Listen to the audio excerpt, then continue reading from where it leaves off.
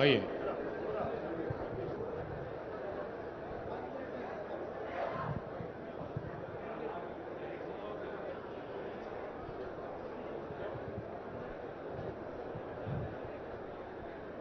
ఈరోజు గౌరవ ముఖ్యమంత్రి గారు రేవంత్ రెడ్డి గారు, గౌరవనీయులు సహచర మంత్రివర్గ పెద్దలు, భారీ నీటిపారుదల శాఖ మంత్రివర్యులు ఉత్తమ్ కుమార్ రెడ్డి గారు, అదేవిధంగా సిపిఐ ఫ్లోర్ లీడర్ పెద్దలు సాంశ్రీరావు గారు, ఎంఐఎంకు సంబంధించిన గౌరవ శాసనసభ్యులు, శాసన మండలి సభ్యులు, అదేవిధంగా పెద్దలు మంత్రివర్యులు తుమ్మల నాగేశ్వరరావు గారు, పెద్దలు కృష్ణారావు గారు, పెద్దలు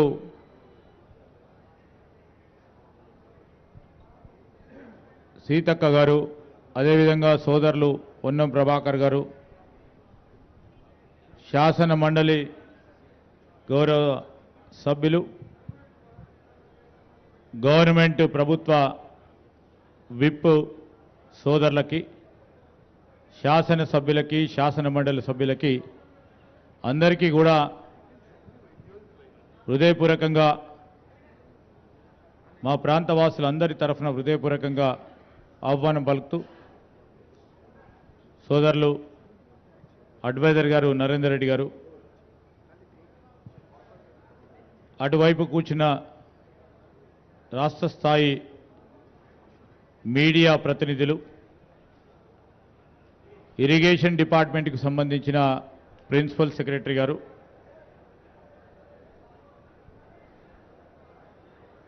ఇరిగేషన్కి సంబంధించిన మా ఇన్ఛార్జ్ చీఫ్ ఇంజనీర్ గారు, ఇతర డిపార్ట్మెంట్లకు సంబంధించిన అధికారులకి,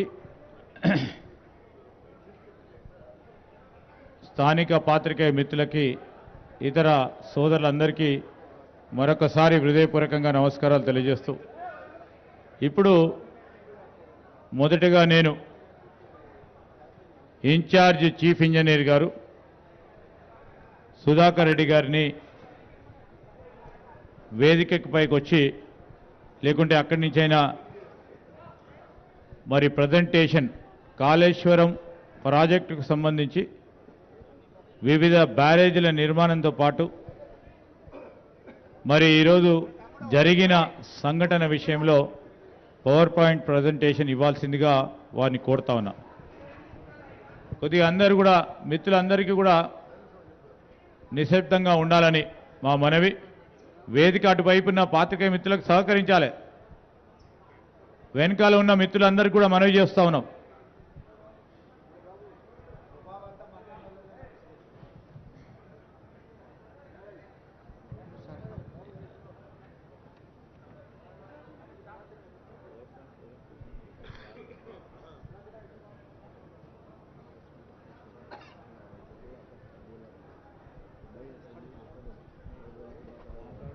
వేదికను అలంకరించిన గౌరవ ముఖ్యమంత్రి గారు, అలాగే అందరి మంత్రివర్యులు, ఎమ్మెల్యేలు, ఎంపీలు, అలాగే గౌరవ ఆఫీసర్లు, ప్రజాప్రతినిధులు అందరికీ కూడా నమస్కారం సార్. సార్ ఇది మొదటగా 2005లో సార్ మనకు sir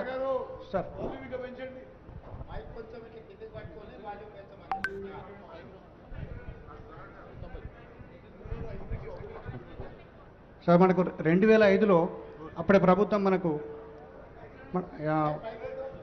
doctor BR Ambedkar Pranahita చెవుల ప్రాజెక్ట్ అనేది మనకు కన్సెప్టలైజ్ చేశారు సార్. మొదటగా 16 తెలంగాణ ప్రాంతంలోని పాత 7 జిల్లాలలో 16,40,000 ఎకరాల ఆయకట్టుకు తాగునీరు మరియు ఇండస్ట్రియల్ వాటర్ అందించడానికి గాను 160 టీఎంసీని తుమ్మిడిహెట్టి దగ్గర బ్యారేజ్ నిర్మించి 152 లెవెల్తో మన అక్కడి నుంచి తరలింపు చేయడానికి కొరకు 38,500 కోట్లతో మొదటగా మనకు అడ్మినిస్ట్రేటివ్ అప్రూవల్ ఇవ్వడం జరిగింది సార్. తర్వాత దాన్ని మనం 7 లింక్స్ 28 ప్యాకేజెస్ కింద డివైడ్ చేసి తర్వాత వర్క్స్ ప్రోగ్రెస్ చేసినాం సార్. తర్వాత మనం ఏంటంటే ఆ తుమ్మిడిహెట్టి ప్రాజెక్ట్ మనకు మహారాష్ట్ర మరియు అలాగే మన అప్పటి ఆంధ్రప్రదేశ్ కంబైన్డ్ స్టేట్లో ఉంది కనుక ఇంటర్ రాష్ట్ర స్టేట్లో వాళ్ళకి కొన్ని అంటే 152 లెవెల్ మనం ఏదైతే ప్రపోజ్ చేసినామో వాళ్ళ ఆయకట్ మన సబ్మర్జెన్సీ ఏరియా మనకు కొంచెం ఎక్కువ ఉండడం వల్ల వాళ్ళు కొంచెం రెసీజ్ చేశారు సార్.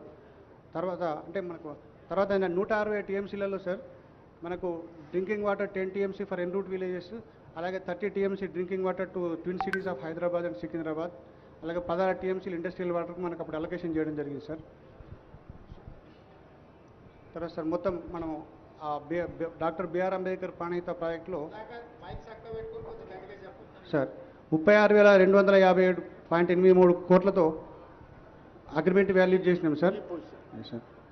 అప్పటి పాత 7 జిల్లాలకు 16,40,000 ఎకరాల ఆయకట్టుకు మనము ఆయకట్టు ఇచ్చాం సార్. అయితే అప్పటి పవర్ రిక్వైర్మెంట్ వచ్చేసి మనకు 3,466 మెగావాట్లు అప్పుడు మనకు నిర్ణయించాం సార్.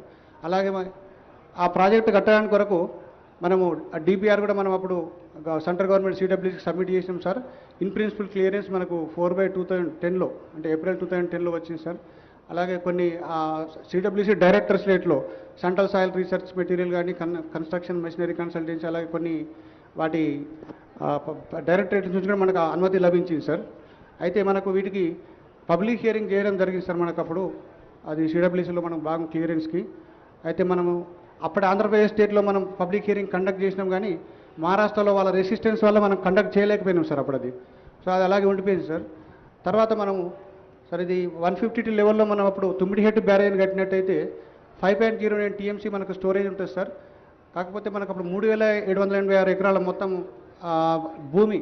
ఎకరాల భూమి మనకు 152 లెవెల్లో సబ్మర్జెన్స్ వస్తుంది సార్.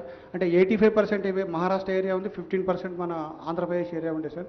సో వాళ్ళు అప్పుడు రిసీవ్ చేయడం వల్ల మనకు వాళ్ళు 148 లెవెల్ తీసుకున్నట్టయితే మీకు తక్కువ సబ్మర్జెన్స్ వస్తుంది కనుక మీరు 148 లెవెల్లో పెట్టుకోమని మనకు పదే ప్రతి మీటింగ్లోనూ వాళ్ళు మనకు చెప్పడం జరిగింది సార్. సో అలా దాని ప్రకారం తెలంగాణ ఫార్మేషన్ అంటే మన తెలంగాణ స్టేట్ ఫార్మ్ అయిన తర్వాత మంత్రుల లెవెల్లో కావచ్చు సార్, అధికారుల లెవెల్లో coordination committee meeting, inter state board meetings, various meetings మనకు జరిగినాయి సార్ అవి. సో అది అప్పుడు కూడా మనకు మీటింగ్లలో 152 లెవెల్ వద్దు 148 లెవెల్ తీసుకోండి అని చెప్పి పదే అని చెప్పడం జరిగింది సార్. అయితే మనం 148 లెవెల్ కనుక తీసుకున్నట్టయితే మనకు అక్కడ స్టోరేజ్ కెపాసిటీ తుమ్మిడిహెట్టి దగ్గర 1.85 టీఎంసీ మాత్రమే వస్తుంది సార్ అది. అయితే సార్ మనకు అక్కడ ఫస్ట్ సిడబ్ల్యూసీ వాళ్ళు 163 టీఎంసీ ఉంది అని చెప్పేసి మనకు సర్టిఫై చేశారు సార్ వాళ్ళు. తర్వాత కన్సిక్వెంట్గా ఏంటంటే అప్పుడు అప్పర్ రిపీరియన్ రైట్స్లో మహారాష్ట్ర స్టేట్కి కూడా వాళ్ళకు 63 టీఎంసీల హక్కు ఉంది కనుక ఫ్యూచర్లో మనకి ఏమైనా తగ్గిపోయే అవకాశాలు ఉంటాయి. అలాగే మీరు ప్రపోజ్ చేసిన స్కీమ్లలో 148 మీటర్స్ కనుక పెట్టి 63 టీఎంసీలు ఫ్యూచర్లో రాకపోతే ఇంకా డ్రాయబుల్ కెపాసిటీస్ తగ్గిపోయి మనకు 44 టీఎంసీల వరకే రావచ్చు అని చెప్పేసి వాళ్ళు సిడబ్ల్యూసీ వాళ్ళు చెప్పారు. అలాగే అది కాకుండా సార్ మనకు స్టోరేజ్ రిజర్వాయర్స్ ఏవైతే online reservoirs throughout the scheme propose చేశామో అది మనకు 16.21 టీఎంసీ ఉండే సార్. ఆన్లైన్ రిజర్వాయర్స్ కెపాసిటీ కనుక పెంచుకోకపోతే ఫ్యూచర్లో మనకు స్కీమ్ సక్సెస్ కాదు కనుక ఆన్లైన్ రిజర్వాయర్స్ పెంచుకోమన్నారు సార్. ఇది మనకు అప్పుడు ఫస్ట్ సార్ ప్రాణహిత చెవుల్లో ఉన్నప్పుడు 16.43 online reservoirs capacity sir, different 10 కెపాసిటీలు sir. Next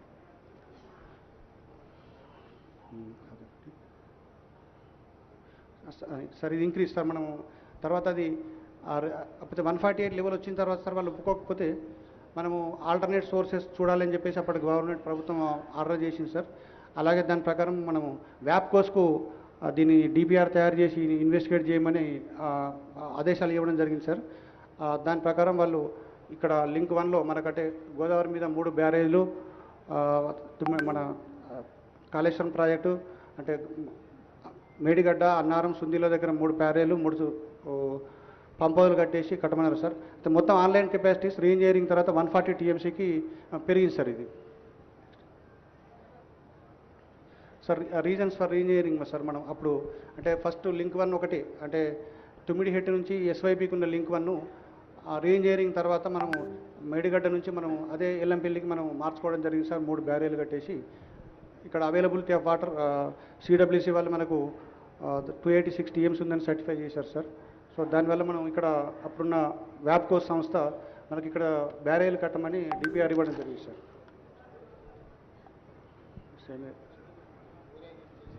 sir on 8 March 2016 sir 3-tier interstate board constitute చేశారంటే కోఆర్డినేషన్ కమిటీ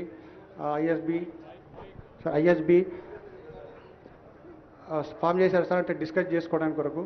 తర్వాత 19 March 2000లో కోఆర్డినేషన్ కమిటీ మీటింగ్ అయింది సార్. అది అప్పుడు కూడా వాళ్ళు మహారాష్ట్ర అఫీషియల్స్ 148గా మాత్రమే పెట్టుకోమని పదే కోరడం జరిగింది సార్. దాని ప్రకారం రీఇంజనీరింగ్ చేసుకొని ఇక్కడికి చేసుకున్నాం సార్. అది సార్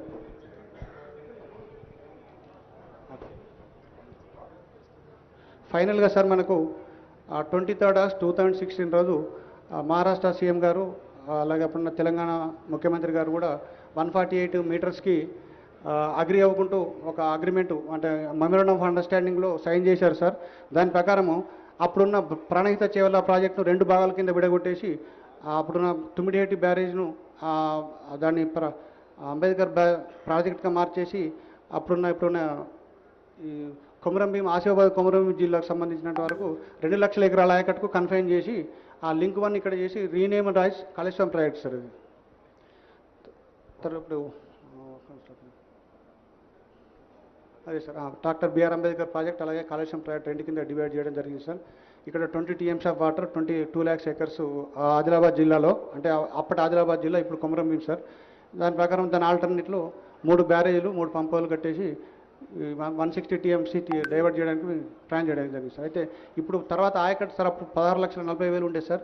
తర్వాత ఇప్పుడు ప్రపోజ్ చేసింది 18,25,000 acres ఇన్స్టెడ్ ఆఫ్ అది కొత్త ఆయకట్టు సార్. అలాగే 18,82,000 ఎగ్జిస్టింగ్ ఆయకట్ను సప్లిమెంట్ చేసుకోవడం జరిగింది సార్.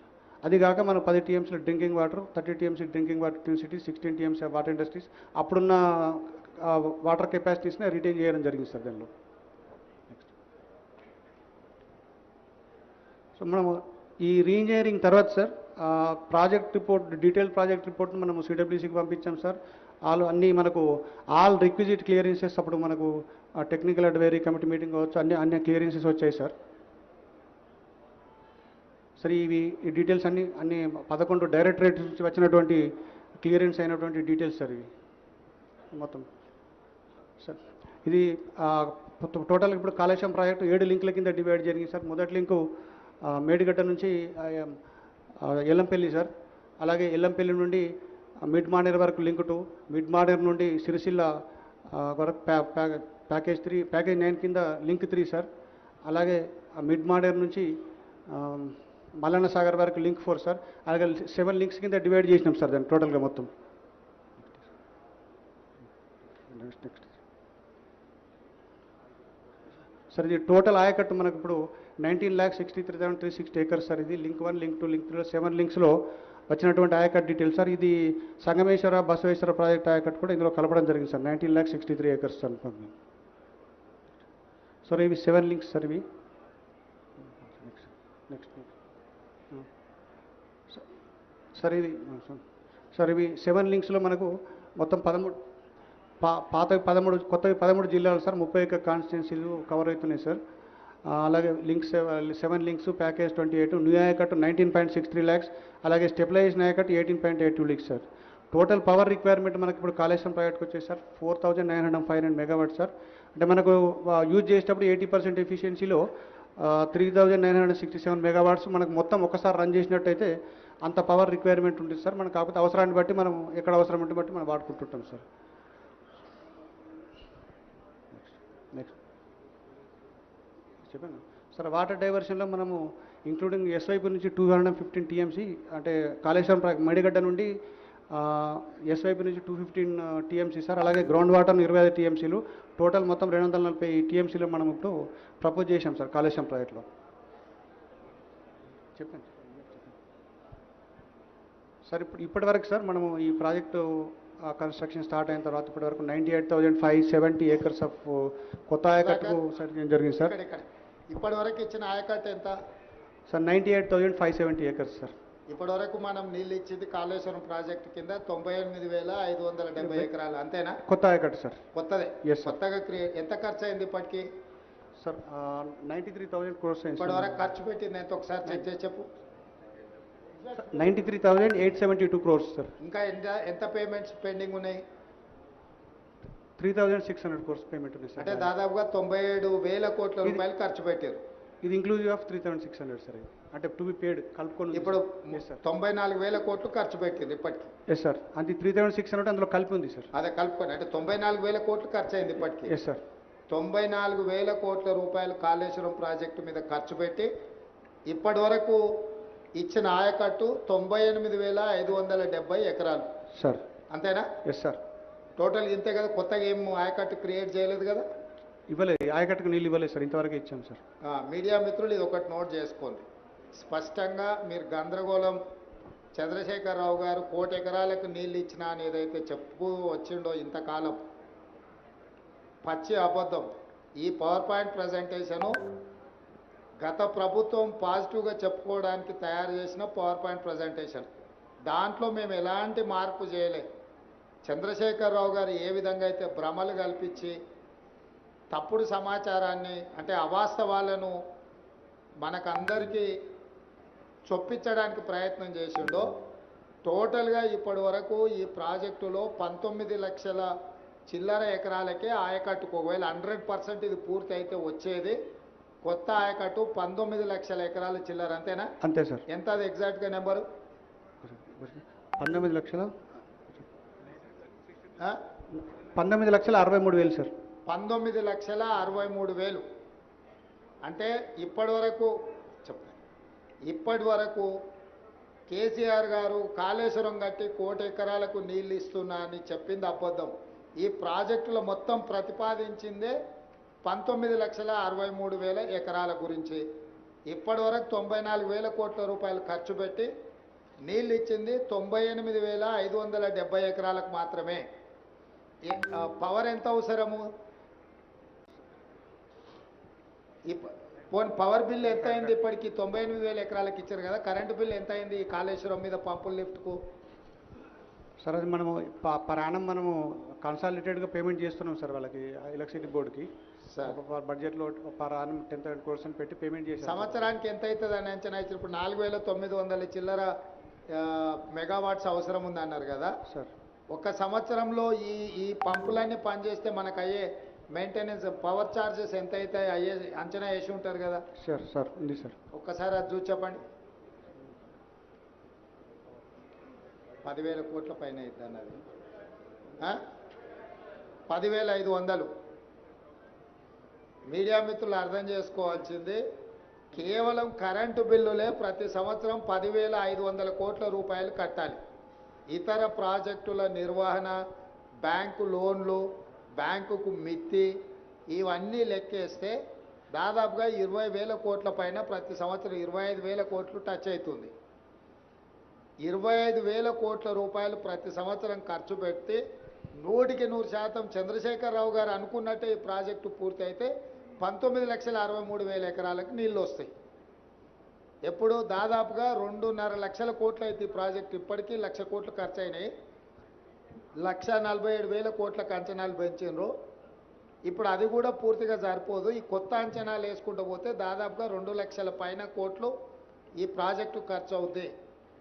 సో ప్రతి సంవత్సరం 2 లక్షల కోట్ల పైన ఖర్చు పెట్టి ప్రతి సంవత్సరం 25,000 కోట్ల రూపాయలు మెయింటెనెన్స్ కింద, మిత్తిల కింద, అప్పుల కింద కట్టి నీళ్ళు ఇస్తే వచ్చేది 19,63,000 ఎకరాలు. అంటే ఈ రోజు వరకు పూర్తి స్థాయిలో అవాస్తవాలను చెప్పుకుంటూ అబద్ధపు ప్రచారాలు కల్పించుకుంటూ చంద్రశేఖరరావు గారు కాలం గడిపినరు. ఇదొక పాయింట్ అయితే, ఇప్పుడు ఈ కఠిన ప్రాజెక్టే కూలింది. ఇవన్నీ అంత సక్రమంగా జరిగి అంత కేసీఆర్ గారు ఇంతకుముందు పవర్ పాయింట్ ప్రజెంటేషన్లో చూపించినట్టు మొత్తం ఆ రకంగా ముందుకు పోయిన ఉంటే ఉండే పరిస్థితి ఇది. ఈరోజు అది కూడా లేదు. మేడిగడ్డ కుంగింది చూసిర్రు, అన్నారం సుందిల్లో కూడా ఇదే సాంకేతిక నైపుణ్యంతో కట్టిరు. అవి కూడా మనకు ఆల్రెడీ సీపేజ్లు అంటే లీక్ అయితేనే ఉన్నది వాటర్. కాబట్టి ఇక్కడ మీకు ఈ పవర్ పాయింట్ ప్రజెంటేషన్లో ఇంకేమన్నా ఉన్నదా ఫర్దర్ చూపించాల్సింది సుధాకర్? అంటే నార్మల్గా దీన్ని మెడిగడ్డ కంక్లూడ్ చేయి. అదైనాక కూలింది అవి ఉన్నాయి కదా, వాటి పిక్చర్స్ వీడియోస్ ఏమన్నా ఉంటే చూపించు.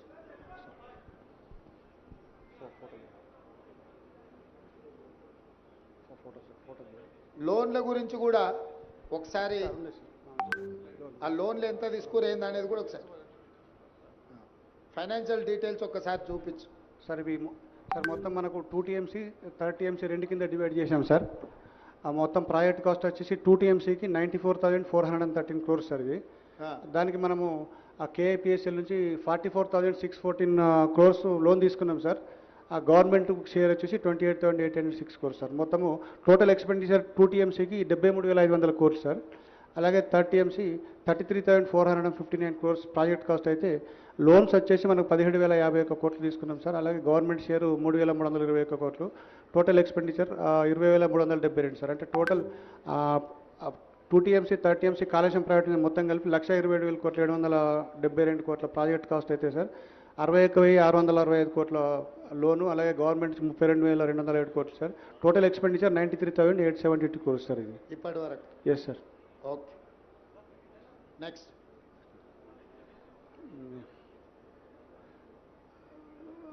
సార్ ఇవి మనము ఆ ప్రిన్సిపల్ అమౌంట్లో మనము ఇయర్ వైజ్ మనం తీసుకున్న లోన్స్ ఇంట్రెస్ట్లు సార్ ఇవి. ఆ ప్రిన్సిపల్ అమౌంట్ అంటే ఇయర్ వైజ్ సార్ 19, 20, 2021, 21, 22, 22, 23లో ఇంట్రెస్ట్ మనం గ్రాండ్ టోటల్ ఉంది కదా. Yes sir. 2 సంవత్సరానికి వచ్చే ఖర్చా 21,157 కోట్లు ఉంది కదా. అది టోటల్గా సార్ 5 years సార్ అది మొత్తం టోటల్గా. అంటే 1920 నుంచి 23-24 వరకు మనము అది principal paid amount sir. Paid principal amount interest sir. Okay, మంచి. ఈ ల్యాండ్ ఎక్విజిషన్ సార్ ఇప్పుడు మనము టోటల్ ల్యాండ్ రిక్వైర్డ్లో మనం 97,477 ఎకరాలు మనకు మొత్తం ల్యాండ్ ఎక్విజిషన్ అవసరం ఉంది సార్. అందులో 66,190 ఎకరాలు అక్వైర్ చేసినాం సార్. దాంట్లో balance land to be acquired ఇంకా 31,200 ఎకరాలు చేయాలి. ఫండ్స్ రిక్వైర్డ్ ఫర్ బ్యాలెన్స్ వెళ్ళి 5,438 కోట్లు కావాలి సార్. అలాగే ఐపీ క్రియేషన్కి వచ్చేటప్పటికి మన టోటల్ కంటెంప్లేటెడ్ ఆయకట్టు 19,63,360 ఎకరాలు సార్. ఆయకట్టు క్రియేటెడ్ 98,570 సో ఫార్. బ్యాలెన్స్ ఆయకట్టు క్రియేటెడ్ 18,64,790 సార్. సో దానికి funds requirement sir creation of balance contemplated ఆయకట్టుకు చేయాలంటే మనకి ఈ అవైలబుల్ ఐపీ క్రియేషన్ అని ఇచ్చినావు కదా sir. Total ayacut contemplated 19,63,360 acres. అవును సార్. Ayacut created 98,570 acres. అవును సార్. బ్యాలెన్స్ ఆయకట్ వచ్చేసి 18,64,790. అవును సార్. అంటే మిగతా వర్క్ అంతా పూర్తి చేస్తే కానీ ఆ 18 లక్షల ఎకరాలు మనం ఇయ్యలేము. అవును సార్. ఇది అఫీషియల్ లెక్కనే కదా. అవును సార్. మీడియా మిత్రులు ఈ పాయింట్ను నోట్ చేసుకోండి. అంటే మనకు ఇప్పుడు అంటే ఇప్పటి వరకు కేసీఆర్ గారు 1,00,00,000 ఎకరాలు కాళేశ్వరం కట్టి 1,00,00,000 ఎకరాలకు నీళ్ళు ఇచ్చినా అని ఏదైతే చెబుతూ వచ్చిండో, 1,00,00,000 కాదు కదా 1,00,000 ఎకరాలకు కూడా నీళ్ళు ఇవ్వలేదు. 1,00,00,000 కోట్లు ఖర్చు అయినాయి, 1,00,00,000 ఎకరాలకు నీళ్ళు ఇవ్వలేదు. ఇది వాస్తవం. Okay, next. సరే సరే సార్. ఇది కాళేశ్వరం ప్రాజెక్టులో బాగా కట్టినట్టు Medigadda barrage over view sir ఇది. ఓకే, ఇది లింక్ 1 సార్. మనం కాళేశ్వరం నుంచి ఆ గ్రావిటీ కెనాల్ ద్వారా అన్నారం బ్యారేజ్, సుందిల్లా బ్యారేజ్, అలాగే ఎల్లంపల్లి 3 లింక్ 1 సార్ ఇది. సార్ ఇవి అంటే టెక్నికల్ డీటెయిల్స్ బ్యారేజ్ సార్. ఇవన్నీ అంటే రాఫ్ట్ లెంతులు, లెవెల్స్ అవన్నీ ఉన్నాయి సార్. నెక్స్ట్ సార్ అంటే మనకి క్రోనలాజికల్ ఈవెంట్స్ అంటే మనం మేడిగడ్డ కట్టినప్పటి నుంచి ఇప్పటి వరకు జరిగినటువంటి ఈవెంట్స్ సార్. ఇవి ఇన్సిడెంట్ జరిగింది సార్. అంటే ఇప్పుడు మనకు ఆ రోజు అక్టోబర్ 21 రోజు ఫస్ట్ మనకి 19, 20, 21 ఆ పియర్లు సింక్ అవ్వడం జరిగింది సార్. అది మనకు అప్పుడు మొత్తం ఎన్ని పిల్లర్స్ ఉన్నాయి దీంట్లో ఇప్పుడు మేడిగడ్డలో? మొత్తం 85 వెంట్స్ సార్. మొత్తం 85. Yes sir. ఎన్ని యూనిట్ల కింద ఉంది 85లో? ఎన్ని బ్లాక్స్ కింద ఉంది? మొత్తం 8 బ్లాక్స్ ఉన్నాయి సార్. 8. Yes sir. 85 పిల్లర్లు, 8 బ్లాక్లు సార్. ఇప్పుడు ఏ బ్లాక్? 7th బ్లాక్ ఇప్పుడు మనం పోయి చూసింది. అవును సార్. 7th బ్లాక్ లో పిల్లర్లు కుంగిపోయినాయి. అవును సార్. అంతే కదా? అంతే. కారణం ఏంది? కారణాలు అంటే మనం ఇప్పుడు కొన్ని టెస్టులు చేస్తున్నాం సార్. మనము దాన్ని రూట్ కాజ్ ఏందో ఫైండ్ అవుట్ చేయడానికి వరకు జీపీఆర్ టెస్టులని, తర్వాత ఈఆర్టీ టెస్టులు బ్లాక్ 7కు కంప్లీట్ అయినాయి సార్. ఇంకా బ్లాక్ 6 and 8 కూడా ఒక 3-4 డేస్లో కంప్లీట్ అవుతాయి సార్. వాటిని అనాలిసిస్ చేసిన తర్వాత మనకు అసలు దాని రీజన్స్ ఏమైనా శాండ్ మైన్ అయిందా లేకపోతే ఏమైనా ఫెయిల్యూర్ అయిందా మనకు తెలుస్తుంది sir. National dam safe authority ఒక నివేదిక ఇచ్చింది కదా, అందులో ఏం రాసిండ్రు సార్? వాళ్ళు కొన్ని ఫైండింగ్స్ ఇచ్చారు సార్. వాళ్ళు ఏమిచ్చిండ్రు సార్? ఒకటి వాళ్ళు ఫస్ట్ ఒక 20 వాళ్ళు వచ్చిన తర్వాత 20 లిస్ట్ ఇచ్చారు సార్. ఐటమ్స్ ఈ డేటా ఇవ్వమని చెప్పారు సార్. అందులో మనకు కొంత డేటా ఇచ్చారు సార్. పాసిబుల్ అన్ని డేటా ఇచ్చేశారు సార్. వాళ్ళ అబ్జర్వేషన్లో sir piers combination of issues involving planning, design, quality control, operation and maintenance లోపల కొన్ని రీజన్స్ ఉన్నాయని చెప్పేసి పాయింట్అవుట్ చేశారు సార్. అలాగే primary reason for the failure is the settlement of the raft which could be due to various reasons including failure of upstream secant pile due to barrage load. అంటే upstream secant పైల్లో barrage కనుక load increase అయిపోయి కింద ఏమైనా జరిగినప్పుడు uplift లేకపోతే అది కూడా ఒక రీజన్ కావచ్చు అని చెప్పి చెప్పారు సార్.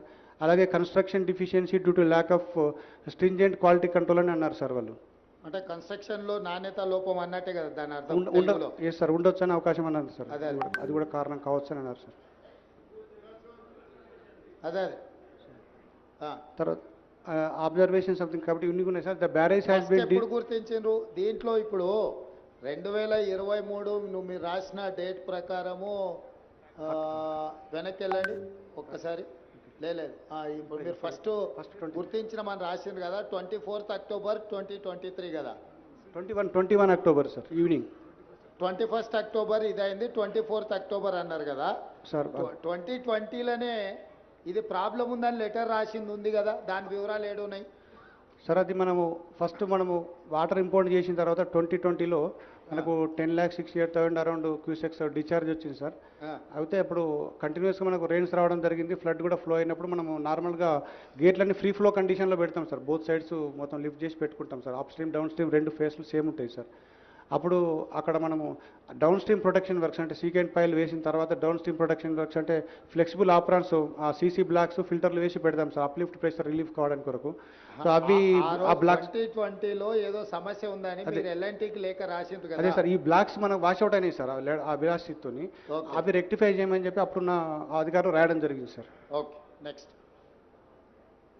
అంటే ఈ సమస్య 2020లోనే గుర్తించి లేఖ రాసి అధికారులు ఎల్ఎన్టీకి చెప్పడం జరిగింది. Yes sir. దీంట్లో సమస్య ఉన్నదని. అవును సార్.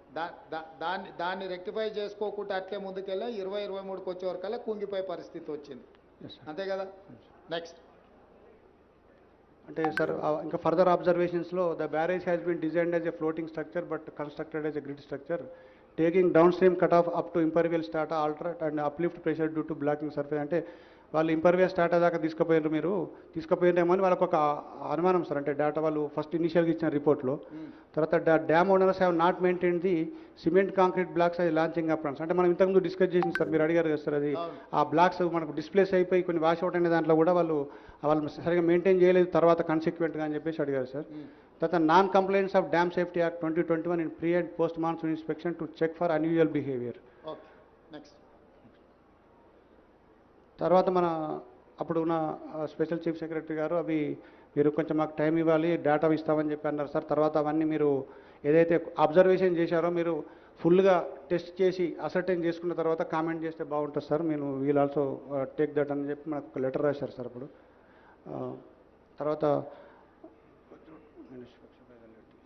తర్వాత మనము ఇన్వెస్టిగేషన్ కూడా ఎల్ఎన్టీ వాళ్ళు కూడా ఇన్వెస్టిగేషన్ స్టార్ట్ చేశారు సార్. అది నేను చెప్పినటువంటి జిఆర్పి, ఈఆర్పి టెస్టులు, తర్వాత జీపీఆర్ టెస్టులు కూడా కండక్ట్ చేయడం జరిగింది సార్. ఒక 1 week 10 daysలో దాని యొక్క అనాలిసిస్ చేస్తే మనకు కొంచెం రీజన్స్ వచ్చే అవకాశాలు ఉంటాయి sir. Next. NDSA way forwards అంటే the project designs and drawings need to be examined along with the results of geotechnical and geo investigation. అంటే వీళ్ళు అంటే నెంబర్ ఆఫ్ పాయింట్స్ అని ఇచ్చారు sir. Considering the commonalities and likelihood of the piping failure of the blocks resulting in similar failure in very much possible. Therefore all piers and drafts of the barrage must be survey. అంటే మొత్తం టెస్టులు చేయండి, అది వచ్చిన తర్వాత మనం దాని తర్వాత మనకి వాటర్ కూడా స్టోర్ చేయొద్దు అంటిల్ ఫర్దర్ ఆర్డర్స్, దాన్ని రెక్టిఫికేషన్ చేసేంత వరకు ఏం చేయకండి అని చెప్పి వాళ్ళకు ఇన్స్ట్రక్షన్స్ ఇచ్చారు సార్. తర్వాత crack should be mentioned through standard method. Crack should be monitor through the standard method అన్నారు సార్. ఇప్పుడు మేడిగడ్డ, అన్నారము, సుందిల్ల ఈ 3 బ్యారేజీలు ఒకే రకమైన సాంకేతిక నైపుణ్యంతో కట్టినాయి కదా, technology one and the same కదా? ఒకటే సార్, వేరే వేరే ఏం లేదు. లేదు సార్, ఒకే రకమైన టెక్నాలజీ. Yes sir. సో ఇప్పుడు ఇక్కడ వచ్చిన ప్రాబ్లం అన్నారంలో, సుందిల్లలు కూడా రావడానికి ఉంది కదా? అంటే సార్ ఇప్పుడు అక్కడ కూడా చిన్న చిన్న అబ్జర్వేషన్ చేసేటప్పుడు గ్రౌడ్ చేశారు సార్, కొంతవరకు గ్రౌడ్ చేయడం వల్ల సేఫ్గా ఉండిపోయింది సార్ అది కొంత. అంటే ఇప్పుడు నువ్వు సీపేజ్ వచ్చింది, దాన్ని ఏదో చేసి రిపేర్ చేసినావు. Yes sir. కానీ ఏమీ రాకుండా అయితే లేదు కదా? లేదు సార్. రేపు భవిష్యత్తులో ఇప్పుడు మనకు మేడిగడ్డలో నీళ్లు నింపలేదు, మొత్తం వదిలేసినాం కదా. Yes sir. అన్నారంలో నీళ్లు నింపున్నాయా, తీసేసినామా? మొన్న తీసేసాను సార్, కొంత డెడ్ స్టోరేజ్ 5 TMC ఉండే సార్, అది కూడా మొన్న అంటే అప్ స్ట్రీమ్ టెస్ట్ చేయడానికి వరకు తీసేసినాం సార్. సుందిల్లాల అని. సో ఇప్పుడు మంత్రి గారు చెప్తున్నారు మూడిట్లల్లా మీడియా మిత్రులకు అర్థం కావాల్సింది ఏంటంటే ఇప్పుడు ఎక్కడ నీళ్లు లేవు. నీళ్లు నింపితే ఇంకా ఏం ప్రాబ్లమ్స్ ఉన్నాయో బయటకు వస్తాయి. మన ఇంటి మీద నీళ్ళ ట్యాంక్ ఉంటే మనకు నీళ్లు గారుతుంటే నీళ్ళని తొలగిస్తే ట్యాంక్ అట్లా కనిపిస్తుంది. నీళ్లు నింపితే కానీ వాస్తవంగా ఇంకెంత ప్రాబ్లం ఉంది, రేపు భవిష్యత్తులో రాబోయే ప్రాబ్లం కూడా అర్థమైంది. ఇప్పుడు కూడా మీడియా మిత్రులకు మేడిగడ్డ, అన్నారం, సుందిల 3 ఒకే రకమైన సాంకేతిక నైపుణ్యంతో కట్టిండ్రు. ఇప్పుడు మనం మేడిగడ్డ దగ్గర ఉన్నాం, దీనిపైన అన్నారం, దానిపైన సుందిల. సో ఈ మూడిట్లలో కూడా ఒకే రకమైన సమస్యలు, దీంట్లో తీవ్రత ఎక్కువగా అనిపిస్తుంది. అందులో కూడా నీళ్లు కారడమో లేకపోతే సమస్యలు వచ్చినాయి. వీటన్నిటిని కప్పిపుచ్చడానికి ఇప్పుడు అన్ని నీళ్లు తీసిపెట్టేసారు, ఎలక్షన్ల ముందర ఇది ఇష్యూ అవుద్దని. ఇప్పుడు ఎండాకాలం కాబట్టి నీళ్ళు వచ్చేది తక్కువ ఉంది, నీళ్లు మనం కూడా నింపితే ప్రమాదం ఉంది కాబట్టి నింపలే. ఇప్పుడు దీంట్లో స్పష్టంగా అర్థం చేసుకొని ముందుకు వెళ్ళాల్సిన అవసరం ఉంది. అందుకే మీడియా మిత్రులకు వీటన్నిటిని కూడా పవర్ పాయింట్ ప్రజెంటేషన్ ఇవ్వడం జరిగింది. ఇప్పుడు విజిలెన్స్ అండ్ ఎన్ఫోర్స్మెంట్ వాళ్ళను టేకప్ చేసి మీ అబ్జర్వేషన్స్ చెప్పాల్సిందిగా కోరుతున్నా.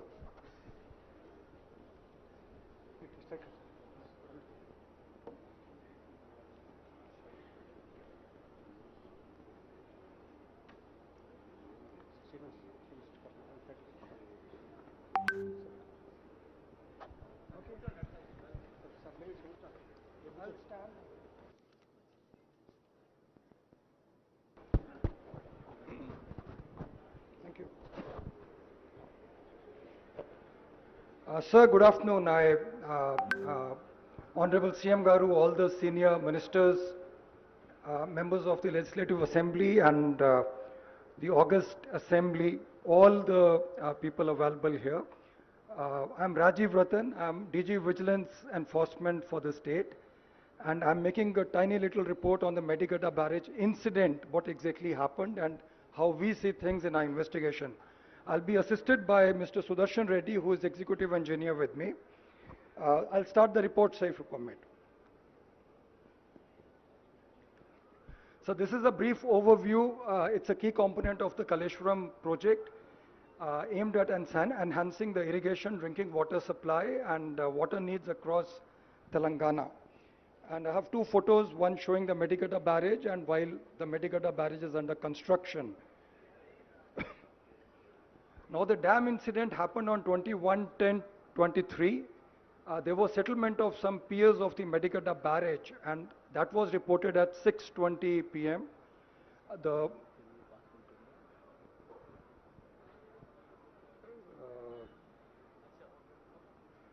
My presentation, okay. The motorable road on top of the barrage suddenly developed a pronounced dip and at 6 p.m. the water level reported was 98 meters with a corresponding storage of 10.33 TMC. Inflows were 14.98 and outflows were 13.1 cusecs. Upon noticing the incident, the barrage authorities released the stored water. They cleared the barrage by opening the gates and they reported the matter to the police and got an FIR registered in the PS Mahadevpur. The FIR hinted at some sabotage by unknown people. they requested action against those people, sir. This is a view of the road sunk on top of the barrage, which was very obvious on the 21st of October. And there is a side view from where we can see the dip in the road circled in the right, in the red ink.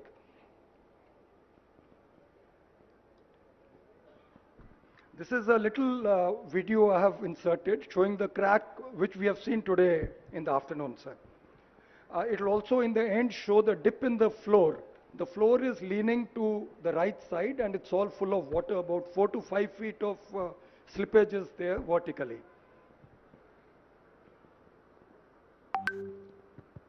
Hello. Rajiv ji, all these photos and videos, please release to the press directly. Yes, sir, I'll do that, sir. Okay.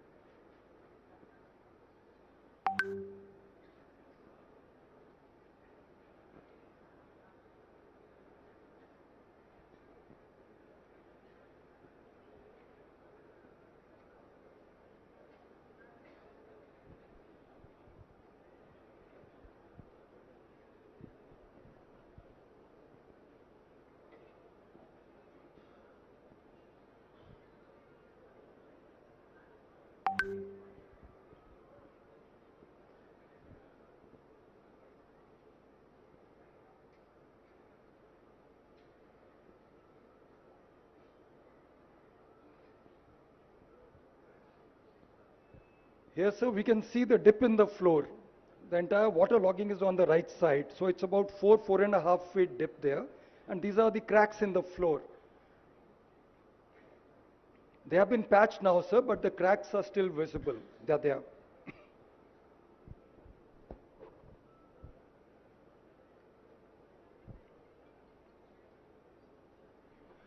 These are the fractal cracks on the front side on the top of the pillars, sir. We went up on the walkway and took the photos there.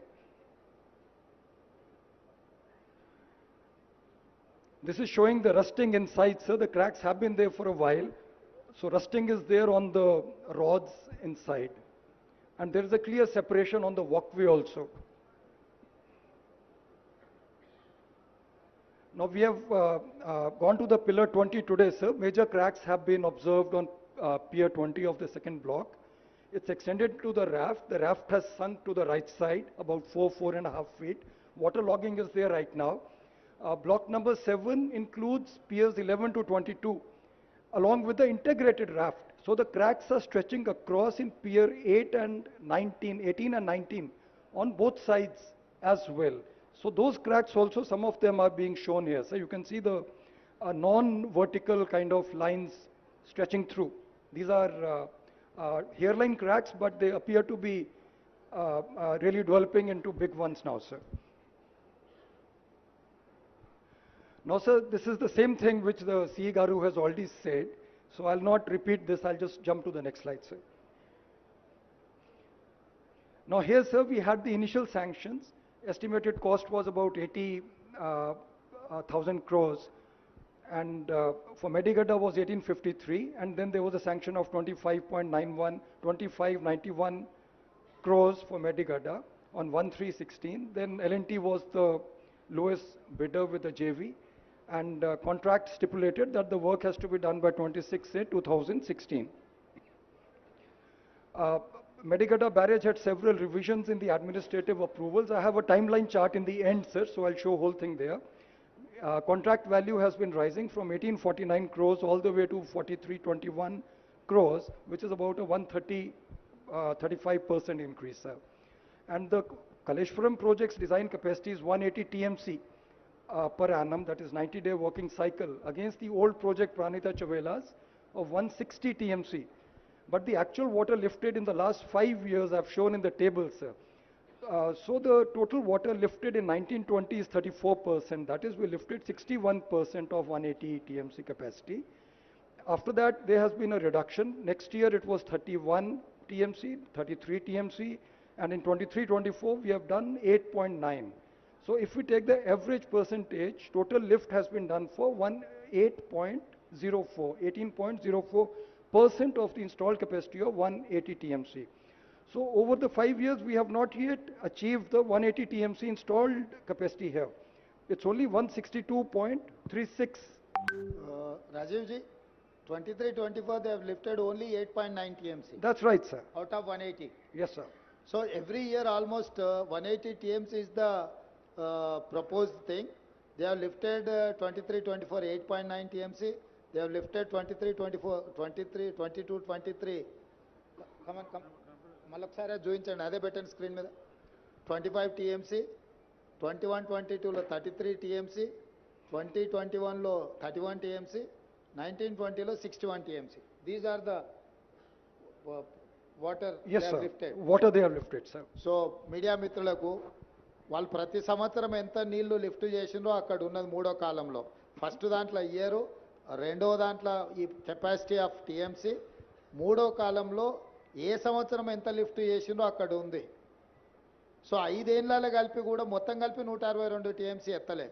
ప్రతి సంవత్సరం 180 TMC ఎత్తుతామని కట్టి 1,00,000 కోట్లు ఖర్చు పెట్టి ఇప్పటికీ ఈ పోయిన సంవత్సరం అయితే 8 TMC. సో అంటే 4% యువతల పర్సంటేజ్ రాసిండ్రు. ఒక సంవత్సరం 4.9%, ఒక సంవత్సరం 14%, ఇంకో సంవత్సరం 18%, ఒక సంవత్సరం 17%, ఇంకొక సంవత్సరం 34%. సో ఏ సంవత్సరం కూడా ప్రతిపాదించిన దాంట్లో వాళ్ళ సక్సెస్ రేషియో ఏముందో దీన్ని బట్టి అర్థం చేసుకోండి. Next.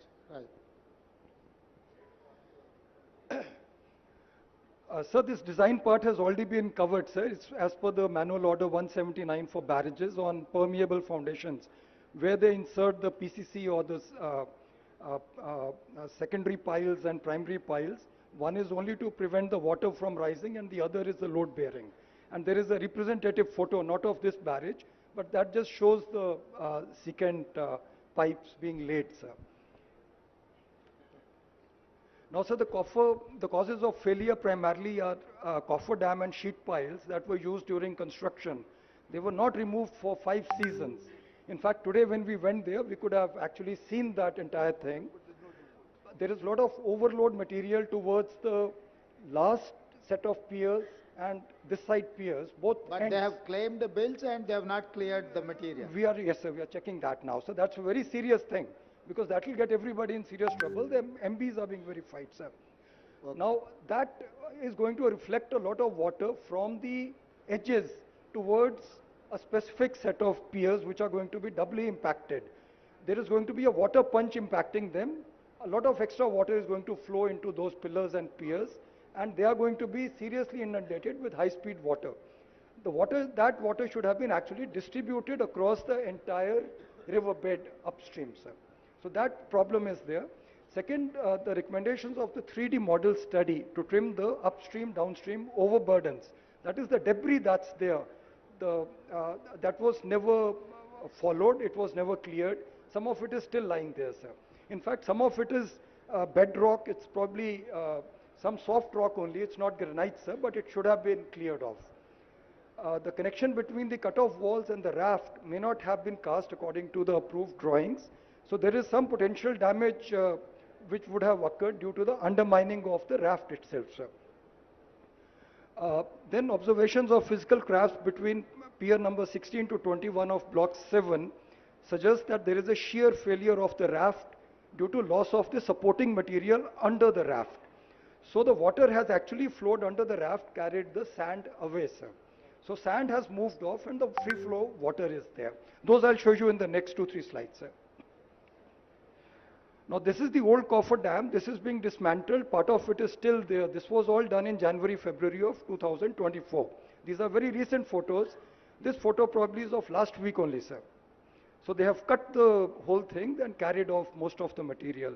This is towards the block number 8, the last block, sir. The same photos of the sheet piles which are being dismantled now, sir. So you'll see somebody cutting with the gas and all.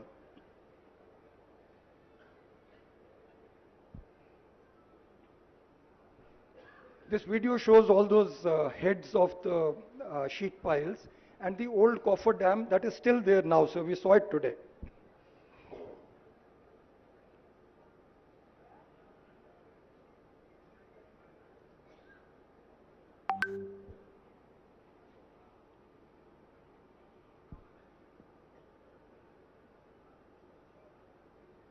So coffer dam contributes to uneven flow of water, sir. So some of the areas get inundated much more. There is high-speed water there, and some areas are left brand new. They don't even get any water in those gates and blocks, sir. Now, sir, I'll come to the CC blocks. You can see when the barrage was being constructed on the top left photo, the CC blocks are being laid and the spillways are being constructed. On the right side also we say the same thing. The wiring is being installed, stone blocks are being put, and this will be covered by the CC blocks. They are basically energy dissipation devices. So when there is high-speed water flow, it is very turbulent and it is like a cutting force that can actually cut through the sand, and also to protect the bedrock and the sand underneath. These blocks are the coverage or the coating on top. And these blocks keep getting damaged, washed away, they keep getting impacted by high-speed water. Like even in a village well, sir, we have seen over many, many years, the stones start getting eroded. So something like that happens here on daily basis. When the gates are opened, that much water will flow. So these blocks are put in place basically to protect the front side of the barrage. And once these blocks get damaged, every year they are supposed to be replaced. And repair and all that work needs to be done. New blocks are cast and they are inserted, sir. You can see on the bottom right side, there is a crane installing the blocks. The blocks have hooks in them. They are normally 1.5 meter by 1.5 meter by 90 centimeters. That's the normal size of the blocks installed. Now, sir, I'm comparing the 3 barrages. We see Anaram barrage on top. It's a Google map. Right side from the Google map, we can see the blocks. They are visible, but there is damage to the blocks. It is not continuous. Grinda, we have taken photographs standing there. You can see the condition of the blocks on both sides. These blocks are one of the major reasons, their lack of maintenance, why the sand underneath got dug up. And once the sand gets dug up, we start getting pipes from the backside. There is water pressure. It comes like a fountain from underneath. It digs up the sand and there's a continuous water, and like a fountain it will rise. I'll show you the fountain also, sir. I'll move to the next barrage. This is the Sundila barrage, sir. You can see some CC blocks there. In fact, there are circles developing. Some maintenance has been there. But we need to actually maintain this. This is a desperate, this is the reason, one of the reasons of failures of our barrage here, sir. Lack of maintenance. Lack of maintenance, sir. This is the Medigada barrage from the Google Earth, sir. We don't see any blocks anywhere. Here, in fact, we found 10 meter by 10 meter by 90 centimeter blocks. The blocks are not of the standard size. So I think some special permissions have been given here to cast odd size blocks. So that is recorded, so we are verifying that, how it has occurred, and we'll be reporting the matter. Because all the 3 barrage blocks are not identical. Replacing 1.5 by 1.5 block is probably a different matter than replacing a 10 meter by 10 meter block, sir. And the 10 meter block will behave in a very different manner physically when it's hit by high-speed water. Now in Medigada, sir, we see this. We don't see any blocks whatsoever. We see these displaced 10 meter blocks. The kind of mosaic of blocks we saw in Anaram and Sundila is not visible here, sir. Now this is the front side of Medigadda, sir. So here we don't see any blocks, we just see some blocks strewn here. Some blocks are seen here, but rest of it is all filled with water. So when there is a high-speed water flow by lifting off the gate, the water goes straight into the spillway and there's no protection there, it's only sand. So it cuts through the sand like a jet and creates a hollow space. Once that hollow space gets created, then these are not floating barrages. Floating barrage essentially is if we have excavated X amount of weight, then that much weight is put. That is called a floating barrage. These are heavier than floating barrages. So barrage is exerting a downward force on the substrata. The substrata starts filling the space in front of it. So sand starts moving, it's wet sand.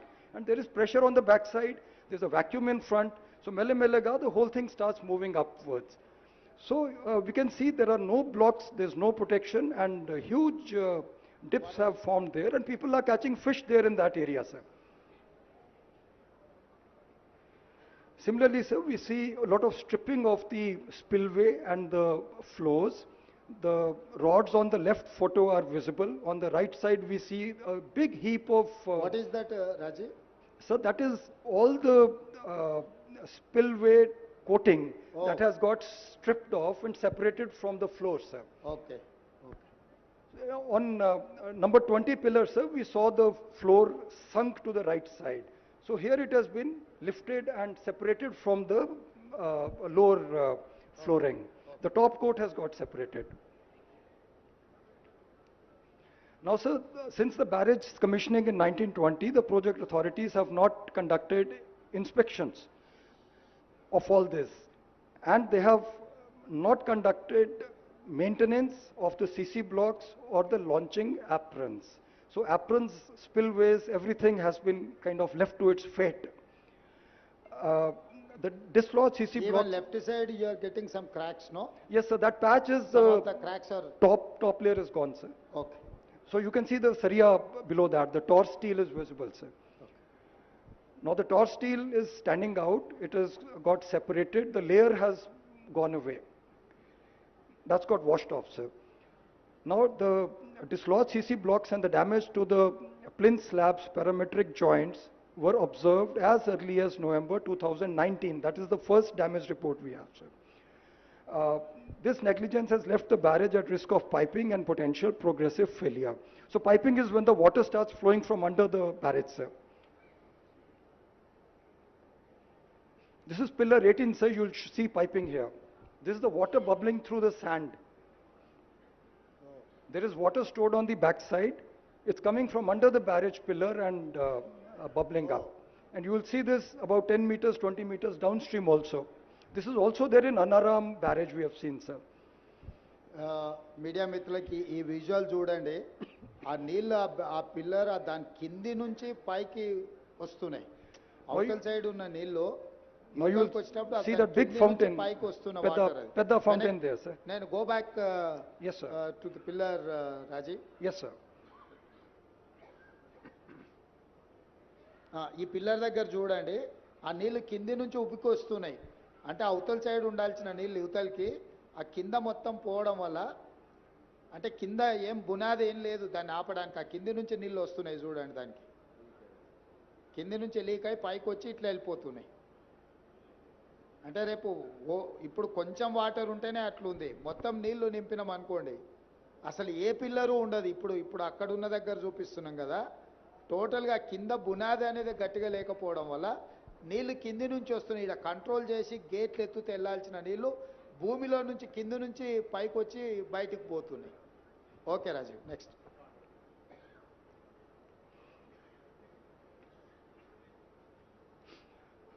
Now, sir, the department has issued multiple notices for repairs, sir.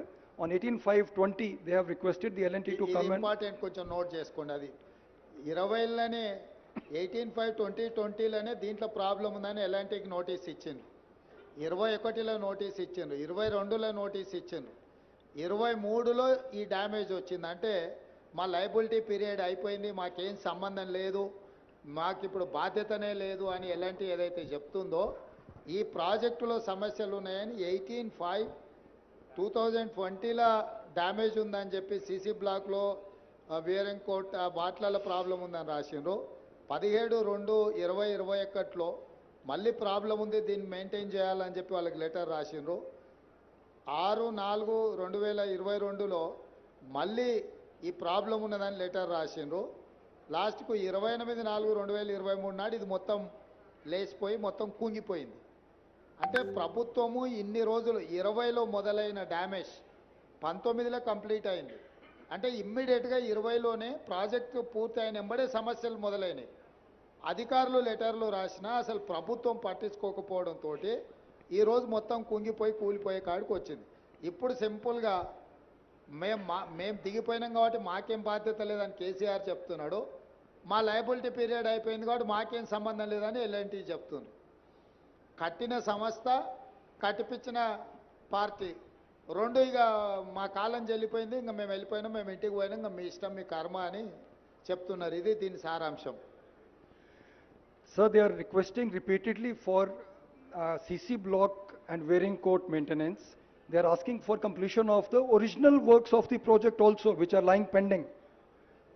If you look at the 17-2 serial number 2, sir, it's restructuring CC blocks and wearing court.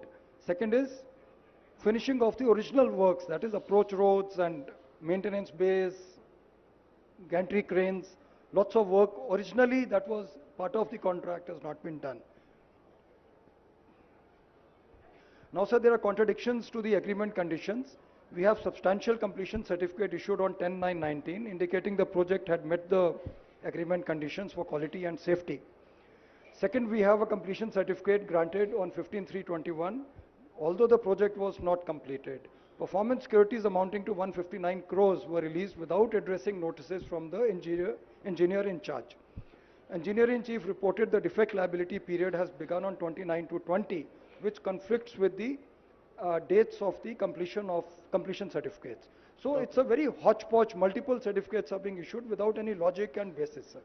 Media మిత్రులకు ఇప్పుడు completion certificate ఇచ్చిందేమో 15/3/2021, కానీ engineer in chief అంటే మురళీధరరావు గారు అనుకుంటే. Engineer in chief is Rajiv. Who is the engineer in chief? Last line. Who is that person? Muralidhara Rao or Venkateshwarlu? So it will be Venkateshwarlu, sir. Venkateshwarlu, okay. అతను complete అయిన certificate ఏమో 15/3/2021 ఇచ్చిండు, అంటే already దాంట్లో ఇష్యూస్ ఉన్నాయి. కానీ తను లయబిలిటీ పీరియడ్ 29/2/2020 నాడే స్టార్ట్ అయిందని ఇచ్చిండు. అంటే దీంట్లో ఏది కరెక్ట్ అనుకోవాలి? అంటే వెంకటేశ్వర్లని సర్వీస్ నుంచి కంప్లీట్గా టర్మినేట్ చేసింది ఎందుకంటే ఇట్లాంటి మిస్టేక్స్ ఉన్నాయని విజిలెన్స్ అండ్ ఎన్ఫోర్స్మెంట్ ఇచ్చిన వాళ్ళ ఫ్యాక్ట్స్ అండ్ ఫిగర్స్తో ఇచ్చిన నివేదికతోని plus 159 crores they have released performance securities, అంటే సెక్యూరిటీ గ్యారంటీస్ ఉన్నాయన్నిటిని కూడా ఈ అన్ని ఛార్జెస్ వాళ్ళ మీద ఉండి ప్రాబ్లమ్స్ ఉన్నాయని నోటీస్ ఇచ్చినా కూడా అవి ఫుల్ఫిల్ చేయకపోయినా కూడా ఈ పేమెంట్లు కూడా రిలీజ్ చేసింది. Next Raju. So the scheduled inspections under the Dam Safety Act 21 are essential for assessing the condition of the dams and structures. The inspections are pre-monsoon, post-monsoon and other scheduled checks, and the field engineers are responsible. All deficiencies identified during the inspections have to be reported to the SDSO, State Dam Safety Organization, for evaluation, etc. That is the rule, sir, rule position. Okay. Dam Safety Act 21 mandates meticulous recording of all the maintenance activities. Records have to detail the type, date, weather conditions, water flow, everything. And they have to include the description of work, duration, etc. We have not seen any maintenance records so far. On requesting, a follow-through letter has been written to L&T, but department దగ్గర ఏం లేదు, nothing is there, sir. Thank you. Now, sir, this is a small timeline I prepared, sir. This will show a lot of events. So the first event is on March 3, 2016, when the initial GO sanctioning 2591 crores, that is GORT 231, was issued. After that, 26th August, project agreement was entered into. Next activity was on May 19th. This one, sir. GO 707. Enhancement happened to 3,260 crores for the project value. Krinda, sir, we see supplemental agreements being made. on 2nd July 18 and also 31st Raju December. will do one thing. Sir. As it is you push to media people, they will go through that report. The Yes, sir. final conclusion is that October 21st, 2023, sinking of the pillar number 20. Was sinking, sir. Madhyalo, sir, you will see a small photo of Rajiv, see, just give the entire presentation to Hanumantrao, Commissioner NPR. Hanumantrao Garu, just pass it on to the entire media. Yes, sir. Sir, if you see the small May, September, small picture is there, that is the inaugural photograph. And after that, there are lots of substantial completion certificates, 3 in purple, one after the other. On top is the request for maintenance. There are 4 different requests for maintenance which have not been adhered to. And Antlo, the barrage has collapsed without any repair maintenance. But Madhyalo, on 6th of September 21, we have GO 330 sanctioning 4,613 crores, cost escalation of the project. So on one side, we have given completion certificates. On second side, sir, we are issuing GOs enhancing the project cost and paying the money. Money is being released. So both the things are going on together. So if L&T is not responding to us, at least the money flow should have stopped immediately, and we should have corralled them and taken them to some kind of. So I'll move to the last slide, sir. This is the inauguration of the barrage, sir. It's on 21/6/2019. 3 honorable CMs and 1 governor of Telangana are seen here. If you look at the background, this area, you will find that the aprons are not yet ready. It's a little premature inauguration, sir. So I thought I'll just bring it to your notice, sir. So we are here right now, sir, and then we have some findings and conclusions. First is the construction of Block 7 had deviated from the plan, and the raft and secant piles were not laid in specified sequential manner. So we are holding L&T and the department both responsible for this, sir. They should have handled this work. Operation and maintenance was not done since the inauguration, that is 21/6/19. Both are responsible, sir, the agency and the department. Mandatory post-monsoon sounding, probing, which is mandated as per IS 7349, was not performed.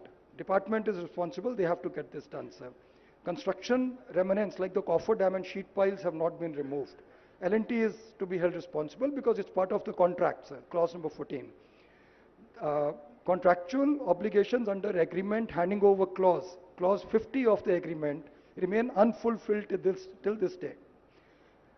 Further, sir, the allegations suggest that the major blocks were taken up by some subcontractors. We are investigating that part, and we are verifying the money trail and accounts and everything, sir. Apart from that, sir, the bank guarantees have been released despite works being pending. So that is again the department's responsibility.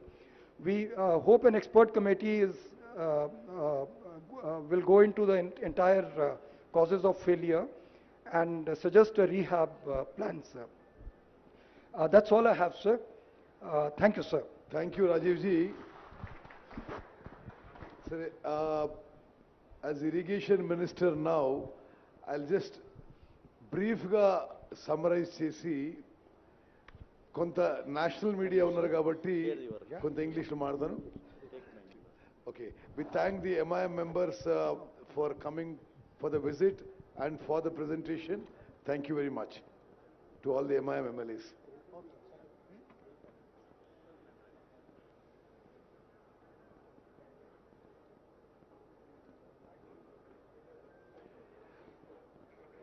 సరే media మిత్రులకి నమస్కారం. మీరు state and national media చాలా ఎఫర్ట్తో చాలా time కేటాయించి you have spent your valuable time in a long travel from Hyderabad to here. We are very grateful to you. I'll just summarize in 4 or 5 minutes, and then my colleague from the Communist Party of India will speak, and we'll try to end the thing. Possibly in post-independent India, Swatantra Bharat Deshanlo, ఇంత shameful incident, ఇంత పెద్ద scam, ఇంత పెద్ద స్కాండలు, ఇంత పెద్ద కుంభకోణం మరి మరొకటి ఉండకపోవచ్చు. 94,000 కోట్ల రూపాయలు ప్రజాధనం ఖర్చు పెట్టి కేవలం 90,000 ఎకరాలు కొత్త ఆయకట్టు జనరేట్ చేయడం జరిగింది. ఆ 94,000 కోట్లలో 61,000 కోట్లని మనందరినీ తాకట్టు పెట్టి, మన పిల్లల్ని తాకట్టు పెట్టి, హై ఇంట్రెస్ట్ లోన్స్ తీసుకొచ్చి ఈ ప్రాజెక్టు మీద ఖర్చు పెట్టిండ్రు. మరో 33,000 కోట్లు మన నుంచి కలెక్ట్ చేసిన ట్యాక్సెస్, పన్నులు నుంచి ఖర్చు పెట్టడం జరిగింది.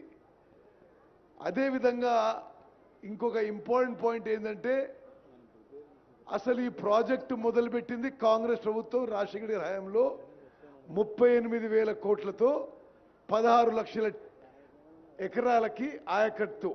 This project was envisaged in the earlier Congress government as 38,000 crore project irrigating 16 lakh acres. On the name of so-called re-engineering, officially the project cost is escalated to 80,000 crores for nearly the same new ayacut. Now, already expenditure is 94,000 crores, and at the minimum, another 40,000 crores are required to complete the project. This is the official figures as per the chief engineer's thing. కొన్ని విషయాలు నేను highlight చేస్తున్నాను. అసలు ఎంత తుగ్లక్, ఒక Mohammed bin Tughlaq కూడా వీళ్ళు చేసిన పనులు చూసి సిగ్గుపడతాడు. In all the barrages there is a difference between barrages and dams. Dams are meant for storage. Barrage is for regulating flow of water. ఎక్కడ కూడా ప్రపంచంలో ఉన్న బ్యారేజ్లలో బ్యారేజ్ కట్టి నీళ్లు స్టోరేజ్ చేసిన వీళ్ళే చేసారు. The biggest barrages in the world capacity is 2 TMC, 3 TMC, maybe maximum 4 TMC.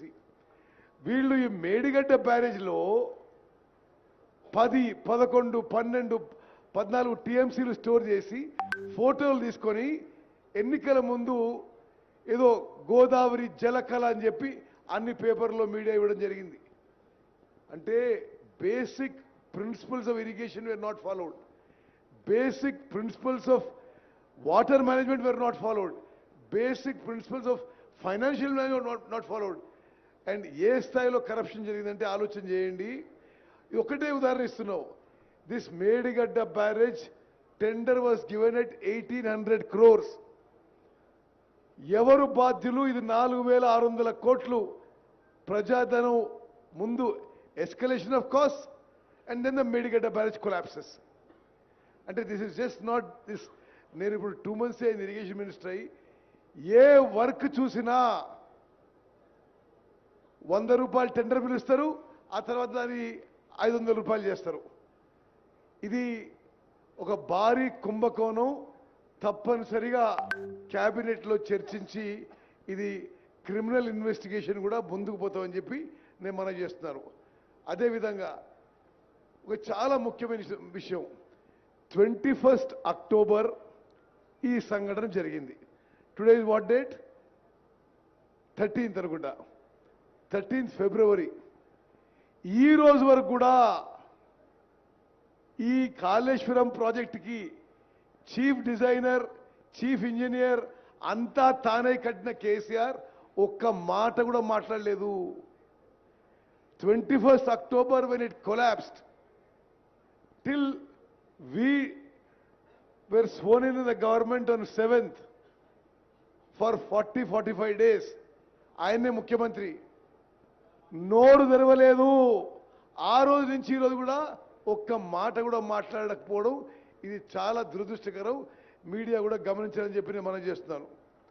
అదేవిధంగా నేషనల్ డ్యామ్ సేఫ్టీ అథారిటీ ఒక constitutional body created by an act of parliament. They have given a damning indictment of the state government on design, construction, maintenance, all aspects of Medigadda barrage, calling it a total failure of the earlier government and the earlier irrigation department. Memu further ga kuda National Dam Safety Authority, which is a government of India body constituted with experts on dams and created by an act of parliament, the further enquiry investigation we are going to cooperate with them. గత ప్రభుత్వం వాళ్ళు అడిగిన data కూడా ఇవ్వలేదు. మేము పూర్తిగా cooperate చేసి ఆ డ్యామ్ సేఫ్టీ ఎక్స్పర్ట్స్ని ఈ యొక్క కొలాప్స్ విషయంలో, ఈ యొక్క వే ఫార్వర్డ్ విషయంలో మేము వారి సలహా మేరకు ముందుకు పోతామని చెప్పి మనవి చేస్తూ, అదేవిధంగా ఒక చిన్న విషయం చెప్తాను మీకు. వారు ఇప్పుడు సిఈ గారు, డీజీ విజిలెన్స్ గారు చెప్పిన విషయాల్లో there is no maintenance, no pre-monsoon, no post-monsoon, no dam safety checks done of these barrages which we have built. Ante this is just an example of KCR's irrigation department and నడిపించినప్పుడు ఏ విధంగా నడిపించిండో. 94,000 crores spent and not even that much of irrigation కొత్త ఆయకట్టు కూడా create చేయలేదు. This is the picture across irrigation sector in all the projects they did. వాళ్ళు 2 లక్షల కోట్లు ఖర్చు పెట్టి కొత్త నామమాత్రం కొత్త ఆయకట్టు సృష్టించి, బహుశా స్వతంత్ర భారతదేశంలో కేసీఆర్ గారి హయాంలో అతిపెద్ద కుంభకోణం జరిగింది. తప్పనిసరిగా అన్ని విషయాల్లో ఎంక్వైరీ, ఇన్వెస్టిగేషన్, తదుపరి చర్యలకు ఈ ప్రభుత్వం సిద్ధమవుతోంది. ధన్యవాదాలు. సాంబశివరావు గారు. పెద్దలు గౌరవనీయులు ముఖ్యమంత్రి రేవంత్ రెడ్డి గారు, అలాగే ఇరిగేషన్ మేజర్ శాఖ మంత్రి ఉత్తమ్ గారు, అలాగే ఈ నియోజకవర్గ శాసనసభ్యులు, అలాగే information and industrial minister Sridhar Babu garu, ఇతర సీతక్క గారు, ఇంకితర తమ్మల గారు, పెద్దలు, ఇంకితర మంత్రులు అందరూ ఉన్నారు, ఎమ్మెల్యేస్.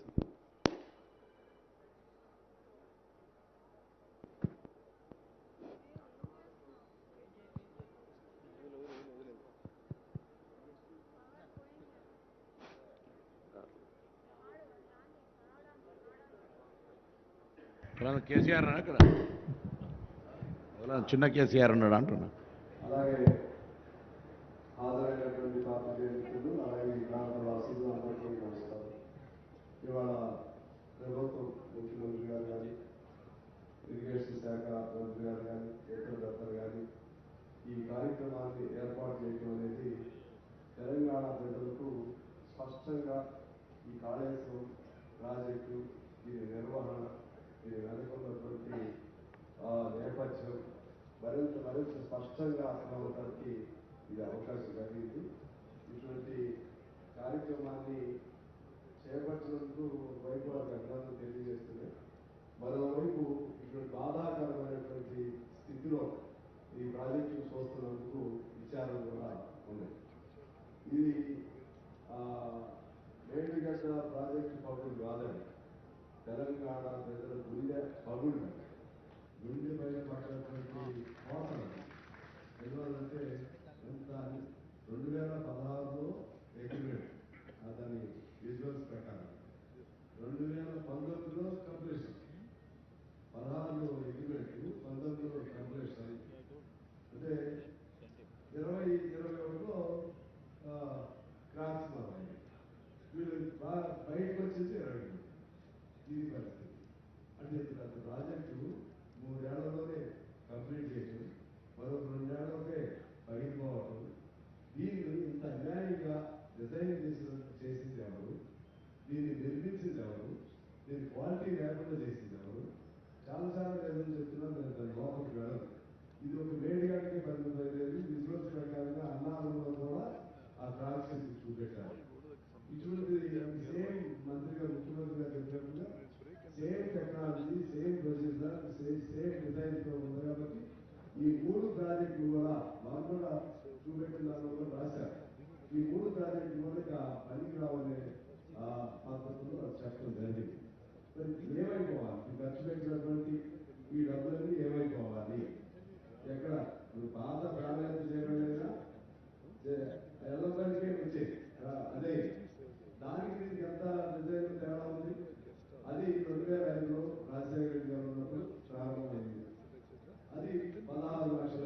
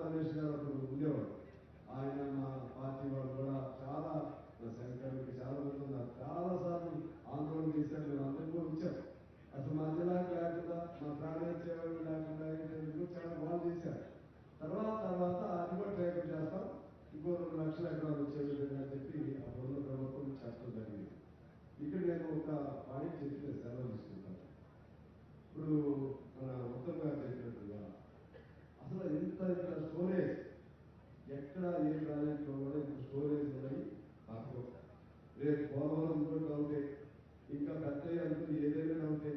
సరే అంత ఎంత అన్యాయంగా కన్స్ట్రక్షన్ ఉందా అనేది ఎవరికి తెలియదు. మీరు చెప్తున్నారు కదా, దాన్ని మొదలెట్టిన తర్వాత 5 ఏళ్ళు దీన్ని చూస్తానికి ఎవరు రాదు, అసలు మెయింటెనెన్స్ లేదు. కాబట్టి అసలు కన్స్ట్రక్షనే వీక్ ఫౌండేషన్, డిజైనే లోపం ఉంది. ఇక్కడ మన కాటన్ కట్టించినటువంటి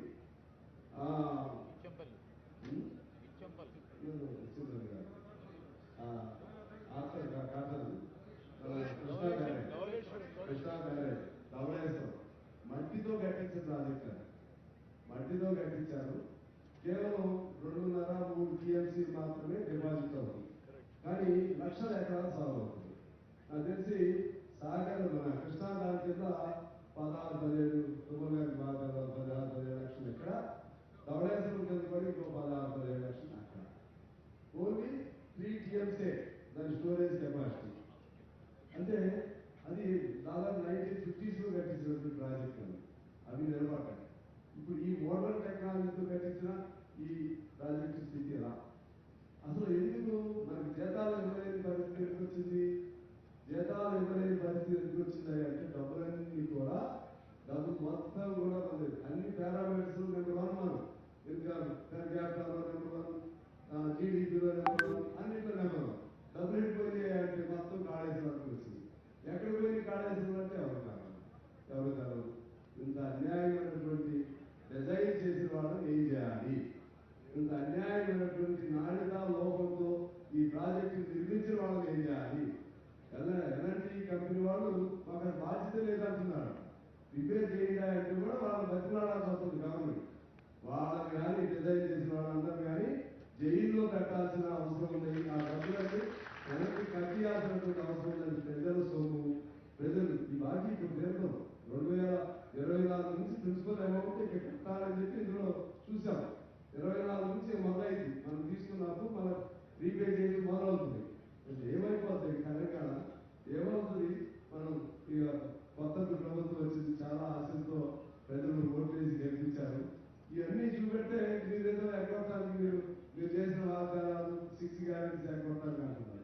ఇంత అన్యాయం చేసి లక్షల వేల కోట్లు ఈ విధంగా దాన్ని దుర్వినియోగం కాదు, పెద్ద ఇంకా ఉత్తమ భాషలు చెప్పాలంటే it is the biggest scandal in the I think in the country, not world, I can't say world. In our country, it might be the biggest scandal. 1 lakh అనేది ఆ గోదావరిలో పోసినా ఎదిగితే దొరికేవి, ఎక్కడ పోసినా తెలవదు, ఆ డబ్బులు వేసుకుని తెలవదు. దీని మీద చాలా సీరియస్ గా ప్రభుత్వం ఉండాలని నేను కోరుకుంటూ, భవిష్యత్తులో మరి ఏమవుతుందో నాకు తెలియదు. ఆ ప్రాణాయాత్ర చేయగల ఆ ఓల్డ్ డిజైన్ నుంచి తీసుకెళ్తారా ఎట్లా, లేకపోతే దీన్ని ఏమైనా రిపేర్కి అవకాశం ఉంటుందా? అదంతా ఇంజనీర్స్ ఎక్స్పర్ట్స్ సలహా తీసుకుని చేస్తామని చెప్తున్నారు. ఏదేమైనా కూడా తెలంగాణకి తీవ్ర నష్టం జరిగింది.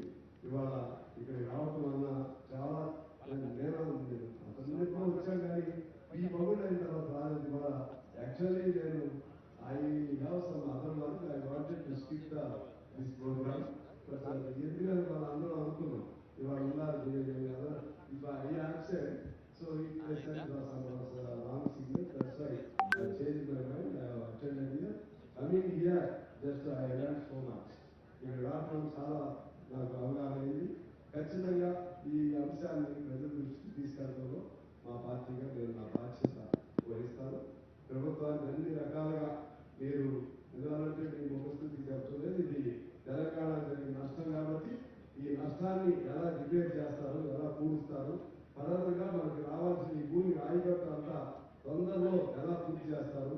ఇప్పుడు ఎంత పూర్తయింది కూడా అర్థం కావట్లేదు. 1,00,000 ఎకరాలే అంటే మీకు 18 లక్షల ఎకరాలు ప్రజలని ప్లాన్ రాయిగట్టు, ఇంకా 17 లక్షల ఎకరాలకి ఎప్పుడు రావాలి, ఇంకెన్నేళ్ళకి రావాలి? 2016 నుంచి మొదలైనటువంటి ప్రాజెక్టు ఇంకా 17 ఏళ్ళు కూడా రాదు. మళ్ళీ ఏమైపోయిందో తెలవదు. వీటన్నిటినీ మీ మీద చాలా బాధ్యత ఉంది.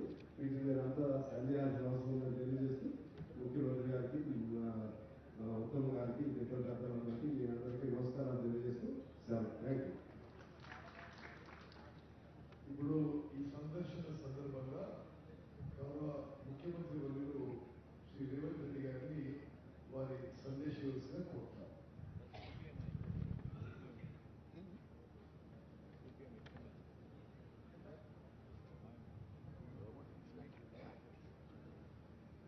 మీడియా మిత్రులకు, మంత్రివర్గ సహచరులకు, శాసన మండలి సభ్యులకు, శాసన సభ్యులకు అందరికీ నమస్కారం. ఈ కార్యక్రమంలో పాల్గొన్న అధికారులకు, ఈ అవగాహన, ఈ పర్యటన గత కొంతకాలం నుంచి రాష్ట్రంలో జరుగుతున్న చర్చ, ఎన్నికల సందర్భంగా మీకు అందరికీ తెలుసు, మేడిగడ్డ బ్యారేజ్ కుంగినప్పుడు మేమందరం ఇక్కడికి రావాలనుకుంటే పోలీసు నిర్బంధాలతో రానివ్వలేదు. అయినా శ్రీ రాహుల్ గాంధీ గారు, నేను, మిత్రుడు శ్రీధర్ బాబు గారు ఎన్నో వ్యయ ప్రయాసాలు కోర్చి ఎన్నికల అధికారులను పట్టుబట్టి అనుమతి సాధించి మేడిగడ్డ బ్యారేజ్ సందర్శనకు ఆ రోజు మేము రావడం జరిగింది. అయితే ఆ రోజు ఎన్నికల ప్రణాళికలో భాగంగా పూర్తి స్థాయిలో ప్రాజెక్టు యొక్క కుంగుబాటు కానీ జరిగిన అవకతవకల మీద పూర్తిగా చూడడానికి సమయము సరిపోలేదు. అదేవిధంగా గత ప్రభుత్వము ఏమాత్రం ఇటువైపు ఎవరిని రానియకుండా వాళ్ళు చేసిన తప్పిదాలు, కుంగిపోయిన మేడిగడ్డ బ్యారేజ్ను ఎవరు చూడకుండా కప్పిపుచ్చి తమ తప్పిదాల నుంచి తప్పించుకోవాలనే ప్రయత్నం చేయడము, అదేవిధంగా మా ప్రభుత్వం అధికారంలోకి వచ్చిన తర్వాత నేషనల్ డ్యామ్ సేఫ్టీ అథారిటీ ఏదైనా ఇచ్చిన నివేదిక, ఈ ప్రాతిపదికన విజిలెన్స్ అండ్ ఎన్ఫోర్స్మెంట్ని ఉత్తమ్ కుమార్ రెడ్డి గారు ఆదేశాలు ఇచ్చి జరిగిన అవకతవకల మీద విచారణ చేపట్టి ప్రాథమికంగా ఒక నివేదికను ఇవ్వమని చెప్పడంతో వారు నివేదికను రాష్ట్ర ప్రభుత్వానికి ఇవ్వడం జరిగింది. ఆ నివేదికలో ప్రాజెక్టుల యొక్క డిజైన్స్లో లోపము, ప్రాజెక్టుల యొక్క నిర్మాణంలో లోపము, ప్రాజెక్టుల యొక్క నిర్వహణలో లోపము, ప్రాజెక్టుల యొక్క అంచనా, ఒక్క మేడిగడ్డ విషయానికి వస్తే 1800 చిల్లర కోట్లతో మొదలుపెట్టి 4000కు పైగా కోట్లకు పెంచి అంచనాలను పెంచి పాల్పడిన అవినీతి. ఇదే కాకుండా ఈ మధ్యకాలంలో పత్రికలలో చూస్తున్నాం, కాగ్ నివేదిక ఇచ్చింది, పెద్ద ఎత్తున కాళేశ్వరం ప్రాజెక్టులో అవినీతి జరిగింది, 1000 కోట్ల రూపాయల దోపిడీ పాల్పడ్డారు అని చెప్పి ప్రతిపక్ష పార్టీలుగా మేము చేసిన ఆరోపణ కాదు, కాగ్ ఇచ్చిన నివేదిక, విజిలెన్స్ అండ్ ఎన్ఫోర్స్మెంట్ ఇచ్చిన నివేదిక. వీటి నేపథ్యంలో శాసనసభ బడ్జెట్ సమావేశంలో శ్వేతపత్రం సాగునీటి ప్రాజెక్టుల మీద విడుదల చేయడమే కాకుండా జరిగిన అవినీతి మీద పూర్తి స్థాయిలో చర్చ చేపట్టాలి అని చెప్పి ఉత్తమ్ కుమార్ రెడ్డి గారు ప్రభుత్వం దృష్టికి తీసుకొస్తే ప్రభుత్వం కూడా ఆమోదించి ఈ బడ్జెట్ సమావేశాలలో ఆ చర్చకు మేము మొదలు పెడదాం అనుకున్నాం. ఎప్పుడైతే గోదావరి జలాల మీద నిర్మించాలనుకున్న కాళేశ్వరం ప్రాజెక్టు రీడిజైనింగ్ పేరు మీద చంద్రశేఖరరావు కొల్లగొట్టిన 1000 కోట్ల రూపాయల మీద చర్చకు శాసనసభలో తెర లేపాలనుకున్నామో చంద్రశేఖరరావు గారికి పూర్తిగా అర్థమైపోయింది.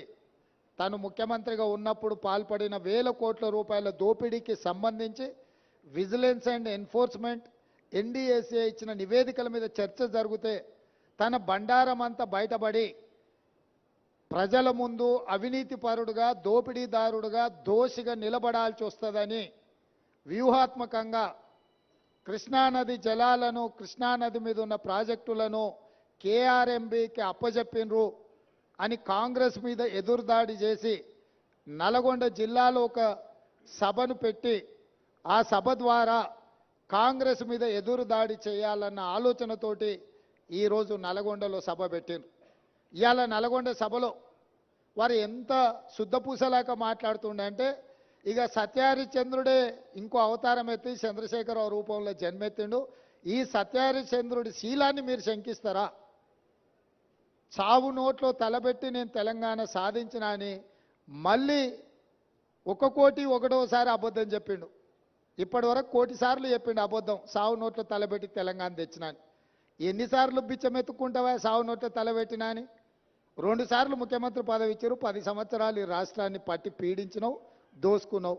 ఇంకా కూడా సావు నోట్ల తలకాయ పెట్టినా, సావు నోట్ల తలకాయ పెట్టినా అని మాటలు చెప్తున్నావు. సావు నోట్ల తలకాయ పెట్టిన చంద్రశేఖరరావు శాసనసభలో నీ అవినీతి మీద చర్చ పెడితే నువ్వు నిజంగా సత్యహరిచంద్రునివే, సత్యహరిచంద్రునికి మరో జన్మని ఎత్తినోడు అయితే అక్కడ వచ్చి కూర్చొని మాట్లాడేది ఉండే. మేమేమడిగినాము? అయ్యా కృష్ణానది జలాల మీద శాసనసభలో ఏకగ్రీవ తీర్మానం చేసి కేంద్ర ప్రభుత్వం ప్రాజెక్టుల స్వాధీనానికి చేస్తున్న ప్రయత్నాన్ని అందరము తీర్మానం పాస్ చేసి కేంద్ర ప్రభుత్వ విధానాలను వ్యతిరేకిద్దాం రమ్మని మేము అడిగినాం. మీరు రాలేదు. కేంద్ర ప్రభుత్వానికి కాంగ్రెసే అప్పజెప్పిందని అబద్ధాలు నువ్వు చెప్తే వాస్తవాలను డిసెంబర్ 1, 2023 నాడు మీరు ముఖ్యమంత్రిగా మీ కార్యదర్శి స్మితా సబర్వాల్ గారు రాసిన లేఖను అప్పజెప్పడానికి పూర్తిగా మీరు చేసిన ప్రయత్నాన్ని ఆధారాలతో సహా శాసనసభలో ప్రభుత్వం బయటపెట్టింది. దాని తర్వాత నేనేమన్నా, కాళేశ్వరం మీద ఎంతోమందికి అపోహలు ఉన్నాయి, అనుమానాలు ఉన్నాయి, అక్కడికి ఎవరిని రాణిస్తలేరు, అక్కడికి ఎవరైనా వెళ్తే పోలీసులు అడ్డుకుంటున్నారని తెలంగాణ సమాజంలో ఎన్నో అనుమానాలు ఉన్నాయి. ఈ అనుమానాలను నివృత్తి చేయడానికి మంత్రులను, ప్రజాప్రతినిధులను, పత్రికా మిత్రులను అందరినీ తీసుకొని వెళ్ళి వాళ్ళకి చూపిద్దాము, అందరం కలిసికట్టుగా వెళ్దామని మా మంత్రి గారు మీకు లేఖ రాయడం జరిగింది. లేఖతో పాటు 13 తారీఖు నాడు వెళ్దామని మేము అన్నాము. ఒకవేళ మీకు ఏవైనా ఇతరత్ర కార్యక్రమాలు ఉంటే మీరు తారీఖు మార్చమన్నా మారుస్తామని చెప్పి శాసనసభలోనే స్వయంగా నేనే మీకు చెప్పడం జరిగింది. ఒకవేళ బీఆర్ఎస్ నాయకులకు 13 తారీఖు నాడు ఇతర కార్యక్రమాలు ఉంటే మీరు నిర్ణయించిన తారీఖు నాడు అఖిలపక్షం అందరము అక్కడికి వెళ్దాము, పత్రికల వాళ్ళని తీసుకెళ్దాము, అక్కడ జరుగుతున్న పరిణామాలు, నిర్మాణంలో లోపాలను, దాని మీద తీసుకోవాల్సిన చర్యల్ని ప్రజల సమక్షంలోనే ప్రజా కోర్టులోనే చర్చించుకుందామని రమ్మని చెప్పినాము. మీరు రాలేదు. రాకపోను శాసనసభలో చర్చకు కూడా మీరు రాలేదు. శాసనసభలో జరిగిన చర్చలో మీరు పాల్గొనలేదు. శాసనసభకే మీరు రావడానికి కాలు విరిగిందనే ఒక నెపాన్ని అడ్డం పెట్టుకున్నారు. కాలు ఇరిగిన చంద్రశేఖరరావు ఈరోజు నల్గొండకు పోయిండు. నేను అడుగుతున్నాయా, శాసనసభ దగ్గరుందా, నల్గొండ జిల్లా దగ్గరుందా? నల్గొండకి వెళ్ళి బహిరంగ సభలో సానుభూతి పొందాలనే ప్రయత్నం చేస్తున్నాడు చంద్రశేఖరరావు. సానుభూతి పొందడానికి మీరు దవాఖానలు ఉన్నప్పుడు మేమందరం వచ్చినాం, సానుభూతి చూపించినాం. సానుభూతి చూపించాల్సిన సందర్భంలో ప్రజలు కానీ ప్రతిపక్షాలు కానీ మేమందరం సానుభూతి చూపించినాం. ఈరోజు కేవలం కాళేశ్వరం అవినీతి మీద చర్చ జరగకుండా, కాళేశ్వరంలో మీ దోపిడీని ప్రజల దృష్టిలో పడకుండా ఉండడానికే ఈరోజు మీరు నల్గొండ ప్రజా అక్కడ ఏదో పెద్ద సభ పెట్టినా అని మీరు మాట్లాడుతున్నారు. ప్రజలకి ఈ మాత్రము అవగాహన లేదని మీరు అనుకుంటున్నారా చంద్రశేఖరరావు గారు? కాళేశ్వరం అవినీతి మీద, దోపిడీ మీద చర్చకు వచ్చిన సందర్భంలో మీరు కృష్ణానది జలాల మీద ఉన్న ప్రాజెక్టులను అన్నిటిని కూడా కేంద్రానికి అప్పజెప్పినరు అని చెప్పి నల్గొండ జిల్లాలో మీరు బహిరంగ సభ పెట్టి ఇక్కడికి రాకుండా తప్పించుకున్నారు. ఇవాళ మీరు ఏం మాట్లాడుతున్నారు? అక్కడ ఓ 4-5 పిల్లర్లు కూలినాయి, కూలితే పెద్ద తప్ప? అయ్యా నీకేది తప్పు కాదు. ఎందుకనంటే తప్పులకు పాల్పడ్డదే నువ్వు. నీకు నువ్వే తప్పు జరిగిందని నీకు నువ్వే శిక్ష విధించుకునేటంత నిజాయితీ పరుడు అని మన తెలంగాణ సమాజం భావిస్తుంది అనుకుంటున్నారా? మీ దోపిడీకి మేడిగడ్డ బలైపోయింది, అన్నారం సుందిల్లా సున్నమైపోయినాయి. ఈరోజు కాళేశ్వరము మీ 1,00,000 కోట్ల దోపిడీకి బలైపోయింది. అందుకే మీరు దీన్ని చాలా అల్కగా తీసుకుంటున్నారు. ఇక్కడ వచ్చిన వాళ్ళని చులకన చేసి మాట్లాడుతున్నారు. మీరు ఈరోజు ఇక్కడికి రాకపోవడం ఒక తప్పిదమైతే ఇక్కడ తీసుకున్న కార్యక్రమాన్ని చులకన చేసి తిట్టడం అనేది మీ దిగజారుడు తనానికి నిదర్శనం. చంద్రశేఖరరావు గారు ఈరోజు ఆయన మాట్లాడుతున్నాడు, మీరు కేఆర్ఎంబి మీద మీకు అవగాహన లేకపోతే నడితే అన్నా ఎట్లా చేద్దామని మాట్లాడితే నేను సలహా చెప్పటని. అయ్యా శాసనసభలో చర్చ పెట్టినాం, సలహా చెప్పమని అడిగినాం. శాసనసభలో నేను స్పీకర్ గారికి విజ్ఞప్తి చేసిన, దయచేసి మాజీ ముఖ్యమంత్రి గారికి ఆదేశాలు ఇవ్వండి, అవసరమైతే సభను వాయిదా వేయండి, వారు వచ్చినాక వారి సలహా సూచనలు తీసుకున్న తర్వాతనే తీర్మానం చేద్దామని చెప్పినాం. ఉత్తమ్ కుమార్ రెడ్డి గారు పెట్టిన తీర్మానంలో లోపాలు ఉన్నాయి, అది కూడా చక్కగా లేదన్నాడు. చక్కలేని తీర్మానానికి నీ అల్లుడు స్వాతిముత్యం ఎట్లా మద్దతు ఇచ్చింది ఏకగ్రీవంగానే? అందుకే 4 సార్లు అడిగిన. శాసనసభలో మీరందరూ చూశారు కదా మీడియా మిత్రులు, ఉత్తమ్ కుమార్ రెడ్డి గారు ఈ ప్రాతిపదికన తీర్మానాలు పెట్టినరు. దీనికి టీఆర్ఎస్ పార్టీ వైఖరి ఏందో స్పష్టంగా చెప్పండి అని అంటే, హరీష్ రావు గారు మాజీ సాగునీటి పారుదల శాఖ మంత్రిగా, కేసీఆర్ కుటుంబ సభ్యుడిగా స్పష్టంగా ఈ తీర్మానానికి సంపూర్ణమైన మద్దతు పలుకుతున్నా అని చెప్పిండు.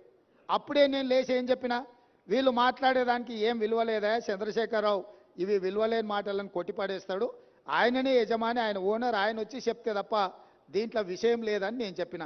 ఇవాళ సరిగ్గా నల్గొండలో అదే మాట్లాడండి. ఏం తీర్మానమే? దిక్కుమాలిన తీర్మానం, దాంట్లో ఏమైనా విషయం ఉందా? అదో పనికిమాలిన తీర్మానం, ఆ తీర్మానానికి వీళ్ళందరూ మద్దతు అని. మరి ఒకవేళ తీర్మానంలో లోపాలు ఉంటే మీరు వచ్చి సవరించేది ఉండే. లేదు, మీ ప్రతినిధిగా మాట్లాడిన హరీష్ రావు గారు ఇది తప్పు, ఈ తీర్మానంలో లోపాలు ఉన్నాయి, దీన్ని సవరిస్తున్నామని తీర్మానం సవరించి ప్రతిపాదించేది ఉండే. నేను చెప్పింది చెప్పినట్టుగా హరీష్ రావు గారు లాంటి వాళ్ళకి ఆ పార్టీలో విలువ లేదు, వాళ్ళ మాటల పట్ల విశ్వాసం లేదు, అందుకే చంద్రశేఖర్ రావాలని మేము అడిగినాము. మీరు రాలేదు. ఇవాళ అంటున్నాడు ఆయన, ముఖ్యమంత్రి గారు అఖిలపక్షాన్ని ఢిల్లీకి తీసుకెళ్లాలని. ముఖ్యమంత్రి గారు అఖిలపక్షాన్ని ఢిల్లీకి తీసుకెళ్తాను, ఒకవేళ శాసనసభలో మీరు వచ్చి మీరు ఆ ప్రతిపాదన పెట్టండి.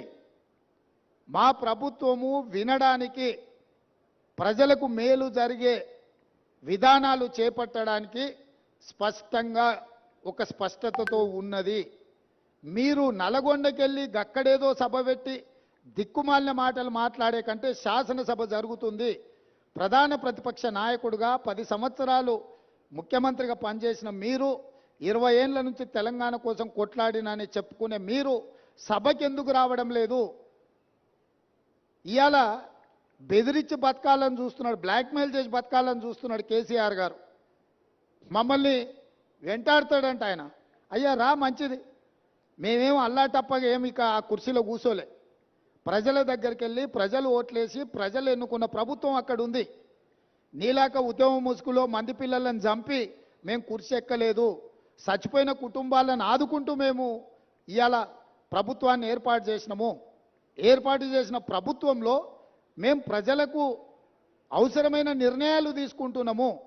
నిజంగానే నేను చంద్రశేఖరరావు గారిని సూటిగా అడుగుతున్నా, మీరు ఈ లోపాలలో, కాళేశ్వరంలో జరిగిన అవినీతిలో మీకు భాగస్వామ్యం లేకపోతే మీరు ఎందుకు భయపడుతున్నారు కాళేశ్వరం రావడానికి? మీరెందుకు చర్చకు రావడం లేదు? మేడిగడ్డ కుంగిపోయినప్పటి నుంచి ఈ రోజు వరకు చంద్రశేఖరరావు గారు ఏ రోజు కూడా కుంగిపోయిన మేడిగడ్డ మీద కానీ, అన్నారం మీద కానీ, సుందిళ్ళ మీద కానీ మీరు ఒక్క మాట ఎందుకు మాట్లాడతలేరు? శాసనసభలో చర్చ పెడితే మీరు మొహం ఎందుకు చాటేసిండ్రు? అదేవిధంగా కేఆర్ఎంబీ మీద ప్రాజెక్టులను అప్పచెప్తున్నామని చెప్పి మీ కార్యదర్శి గారు మాట్లాడిన విషయాలు ఉత్తమ్ కుమార్ రెడ్డి గారు లేఖ బయట పెడితే దాని మీద మీరు ఎందుకు స్పందిస్తలేరు? మీ కార్యదర్శి గారు మీ అనుమతి తీసుకొని లేఖ రాసినా, మీ అనుమతి లేకుంటేనే లేఖ రాసినా ప్రజలకు వివరించాల్సిన బాధ్యత మీకు లేదా? ఈరోజు కాళేశ్వరం అవినీతి మీద చర్చ జరిగినప్పుడు ఈ అవినీతి గురించి చర్చ జరగకుండా ఉండాలి అని, ఈ సమస్యను తప్పుదోవ పట్టించాలని ఈరోజు మీరు నల్గొండలో మీటింగ్ పెట్టినరు. మీరు మీటింగులు పెట్టి రాష్ట్రానికి ఏదైనా ప్రయోజనం చేకూర్చే మాటలు ఏమైనా మాట్లాడినరా? ఆయన అక్కడి నుంచి మాట్లాడుతున్నాడు మళ్ళీ అధికారంలోకి వస్తామని. నువ్వు చేసిన పనికి నిన్న అధికారంలోకా? ముందే ప్రజలకి విషయాలు తెచ్చుంటే ఆ ప్రతిపక్ష హోదా కూడా నీకు రాకపోతుండే. ఇవాళ ప్రతిపక్ష నాయకుడిగా నీ బాధ్యతను నువ్వు నెరవేర్చకుండా పారిపోయి శాసనసభకు రాకుండా ముఖం చాటేసి ఇంకెక్కడికి వెళ్తావని నేను అడుగుతున్నా. మీకు 39 మంది ఎమ్మెల్యేలను ఇచ్చి ప్రతిపక్ష నాయకుడు హోదా ఇస్తే సభలోకి వచ్చి సమస్యల మీద చర్చించకుండా పారిపోయి ఈరోజు మీరు ఏ రకంగా ప్రజల ముందుకు వస్తారు? ఏ ముఖం పెట్టుకొని వచ్చిండ్రు? ఈరోజు నల్గొండ జిల్లా ప్రజల్ని మీరు ఏం వంచడానికి ఈరోజు అక్కడికి వెళ్ళిండ్రు? ఆయనకి ఇప్పుడు మళ్ళీ ఫ్లోరైడ్ బాధ గుర్తొచ్చింది. ఎందుకంటే కుర్చీ పోయింది కదా, కుర్చీ పోగానే కేసీఆర్కు గుర్తొచ్చేది నీళ్లు, నల్గొండ జిల్లా ఫ్లోరైడ్ బాధితులు. ఎంతసేపు అయ్యా వాళ్ళ బాధల పునాదుల మీద అధికారాన్ని ఎక్కాలని ఆలోచన చేస్తున్నావు? ఇప్పుడు నీ అబద్ధాలను నమ్మడానికి తెలంగాణ సమాజం సిద్ధంగా ఉందని ఇంకా నువ్వు అనుకుంటున్నావా? అందుకే ఈరోజు ఇక్కడ ఈ అవగాహన సదస్సుకు దాదాపుగా హైదరాబాద్లో బయలుదేరి 5 గంటల పైగా ప్రయాణం చేసి ఈరోజు మంత్రులు కానీ ప్రజాప్రతినిధులు కానీ పాత్రికేయ మిత్రులు కానీ మీ అందరికీ కూడా వాస్తవాలను చూపించి వాస్తవాలకు సంబంధించిన వివరాలు వివిధ ఏజెన్సీల ద్వారా మీకు చెప్పించడం ద్వారా నిజమేందో మీ కళ్ళతో చూడాలని ఈరోజు ఈ పర్యటన.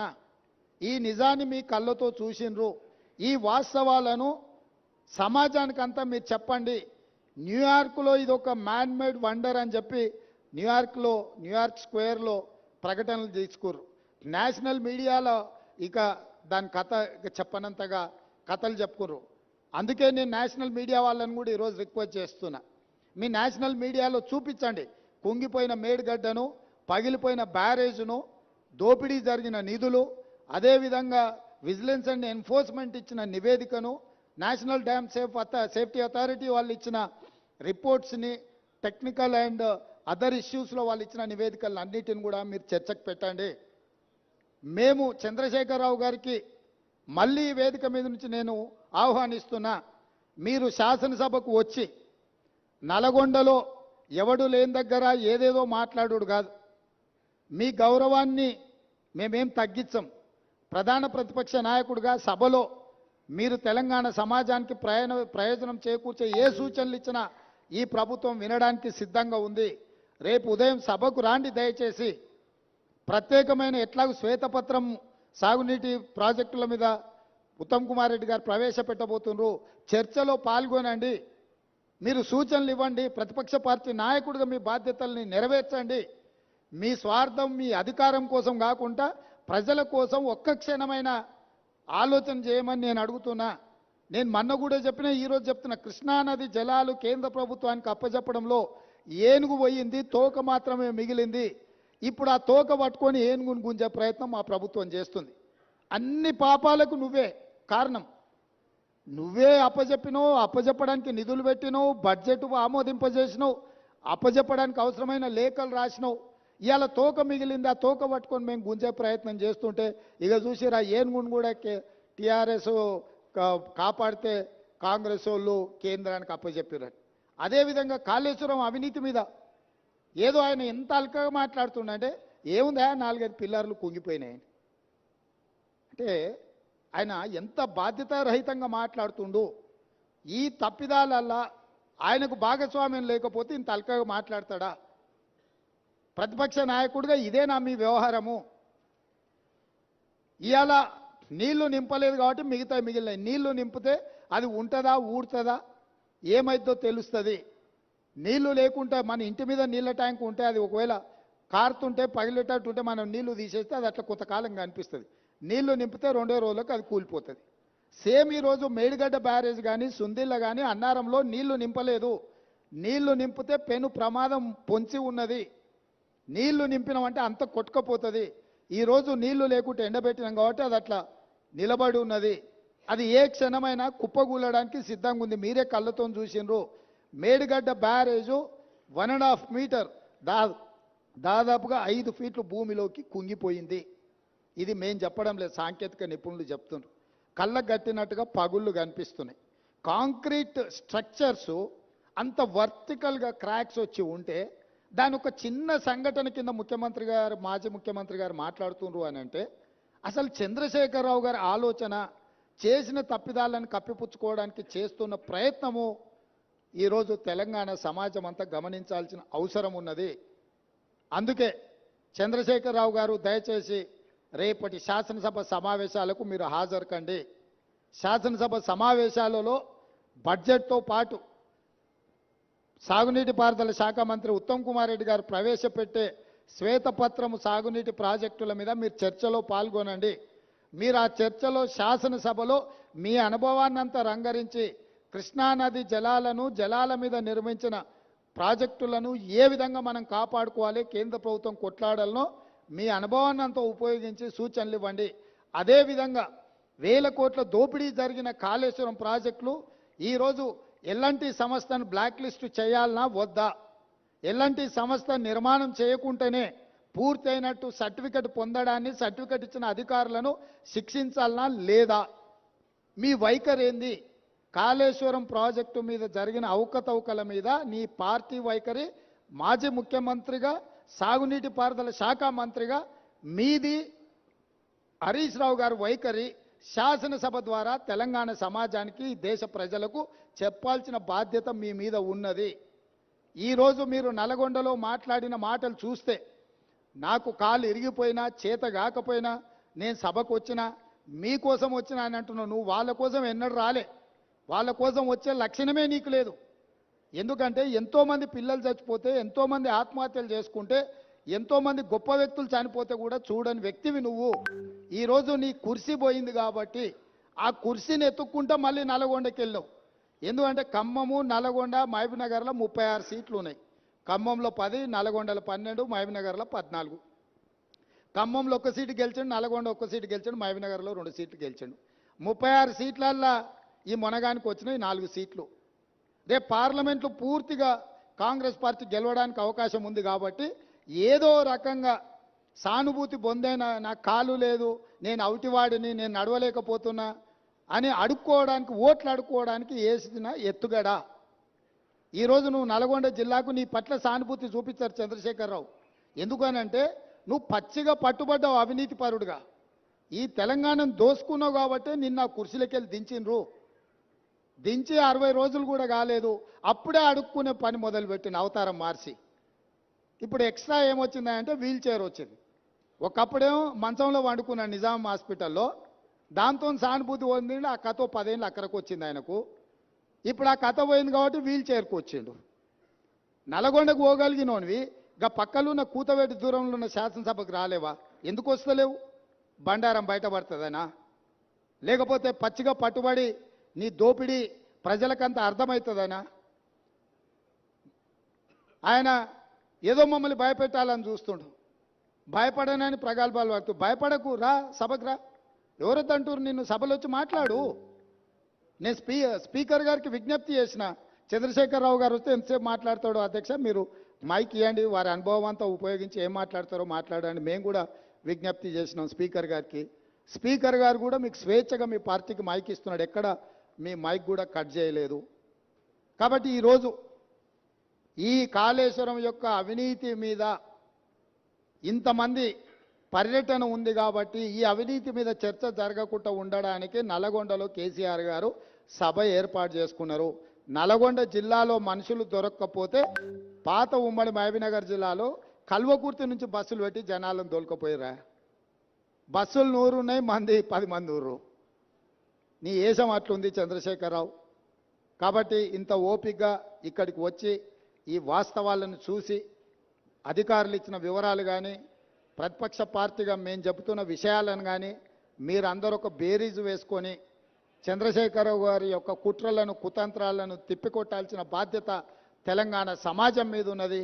కవులు, కళాకారులు, మేధావులు అందరూ కూడా కాళేశ్వరానికి రండి. ఒకప్పుడు కాళేశ్వరం ప్రాజెక్టు కట్టినప్పుడు ప్రారంభోత్సవానికి జగన్మోహన్ రెడ్డి గారిని పిలిచిండ్రు, ఫడ్నవీస్ గారిని పిలిచిండ్రు. గ్రామాల నుంచి బస్సులు పెట్టి వేలాది మందిని తరలించండి ఇక్కడికి. మరి ఇవాళ అదే కాళేశ్వరం చూడడానికి ప్రతిపక్షాలను తెస్తే ఒక్క టీఆర్ఎస్ ఆయన కూడా పత్తకలేడు. మీరు అద్భుతం కట్టినప్పుడు ఈ అద్భుతాన్ని చెప్పుకోవడానికి మీకు మంచి అవకాశం కదా. ఈ అద్భుతాన్ని చూడడానికి, చూపించడానికి మీరు రావచ్చు కదా. మర్చిపోయినా, కరెక్టే. పొద్దున వచ్చేటప్పుడు చెప్పినాం, అయ్యా మీకు ఏదైనా ఇబ్బంది ఉంటే హెలికాప్టర్ కూడా ఉన్నది, దాంట్లో రాని, మేము బై రోడ్ పోతున్నాం, మీకోసం హెలికాప్టర్ సిద్ధంగా పెట్టినామని. ఆయన ఇప్పుడు చెప్తున్నాం మేము కూడా పోతాం తర్వాత అని. ఏడుకోతావా? కాళేశ్వరం కాదు, కాశీకి పోవాలి నువ్వు. ఇంకా బిచ్చమెత్తుకోవడానికి ఇంకా నీకు మిగిలింది అది ఒకటే. కాశీకి పోయి సన్యాసం పుచ్చుకోవాల్సిందే చంద్రశేఖరరావు నువ్వు. సరే, ఇక ఆయన చీకటి మిత్రుడు. బీజేపీ వాళ్ళు కూడా ఎవరు రాలే ఇప్పటి వరకు. కేసీఆర్ అవినీతి మీద గొప్ప గొప్ప మాటలు మాట్లాడిన కిషన్ రెడ్డి గారు వాళ్ళ ఎమ్మెల్యేలు రాకుండా అడ్డుకున్నాడు. మీరు పొత్తు పెట్టుకుంటే పొత్తు పెట్టుకోండి, ఎవరో అన్నారు. ఎన్ని రోజులు చీకట్లో పొత్తు పెట్టుకుంటారు? రాబోయే పార్లమెంట్ ఎన్నికలలో మీ పొత్తు సంగతి ప్రజలకు ఎట్లాగో చెప్పాల్సే వస్తుంది. ఈరోజు ఎంతసేపు ఉన్నా జ్యుడిషియల్ ఎంక్వైరీ వద్దు, మా చేతికి రాని. ఎందుకంటే మీ చేతికి ఇస్తే మీరు వాళ్ళు కలిసి కూర్చొని మాట్లాడుకుంటారు చీకట్ల. బీజేపీ వాళ్ళు వస్తారని మేము ఆశించినాం. ఎందుకంటే ఇంతకాలం కేసీఆర్ అవినీతి మీద సిబిఐ కేసులు అప్పచెప్పారు, కేసీఆర్ అవినీతిని తేల్చాలి అని అన్నారు. మరి కేసీఆర్ అవినీతిని తేల్చే అవకాశం వస్తే బీజేపీ ఎమ్మెల్యేలు ఎందుకు రాలేదు? సిపిఐ వచ్చింది, ఎంఐఎం వచ్చింది, బీజేపీ వాళ్ళు ఎందుకు రాలే? ఇవాళ రానోళ్ళు ఇద్దరే, బీఆర్ఎస్ బీజేపీ. మీ ఇద్దరు వైఖరి ఒకటేనా? మీరిద్దరు ఒకే రకంగా ఆలోచన చేస్తురా? మీరిద్దరు కలిసే ఈ విషయంలో ఒకే రకమైన విధానంతో ఉన్నారా? ఈరోజు బీజేపీ ఇది ప్రభుత్వ అధికారిక కార్యక్రమం, శాసనసభలో స్పీకర్ అనుమతితో ఏర్పాటు చేసిన కార్యక్రమం, ఇది కాంగ్రెస్ పార్టీ కార్యక్రమం కాదు. మాతో భిన్నాభిప్రాయాలు ఉండేవాళ్ళు కూడా ఇక్కడికి రావచ్చు. మా అభిప్రాయాలతో ఏకీభవించే వాళ్ళనే పిలవలే మేము. మా అభిప్రాయాలతో విభేదించే వాళ్ళని కూడా వాస్తవాలను చూడడానికి ఈరోజు ఇక్కడికి ఆహ్వానించినాము. కాబట్టి ఇప్పటికైనా బీజేపీ తమ వైఖరిని స్పష్టం చేయాలి. మీరు చంద్రశేఖరరావు గారి అవినీతిని కాపాడడానికి ఏమైనా ప్రయత్నం చేస్తారా? లేకపోతే చంద్రశేఖరరావుని శాసనసభలో నిలదీసి జరిగిన అవినీతి మీద చర్యలు తీసుకోవడానికి రాష్ట్ర ప్రభుత్వానికి సహకరిస్తారా? మీ వైఖరి కూడా స్పష్టంగా చెప్పాల్సిందిగా బీజేపీని మేము డిమాండ్ చేస్తున్నాం.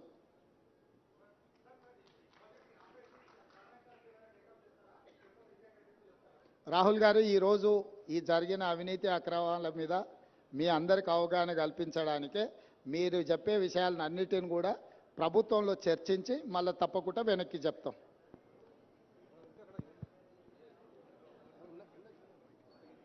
మైకే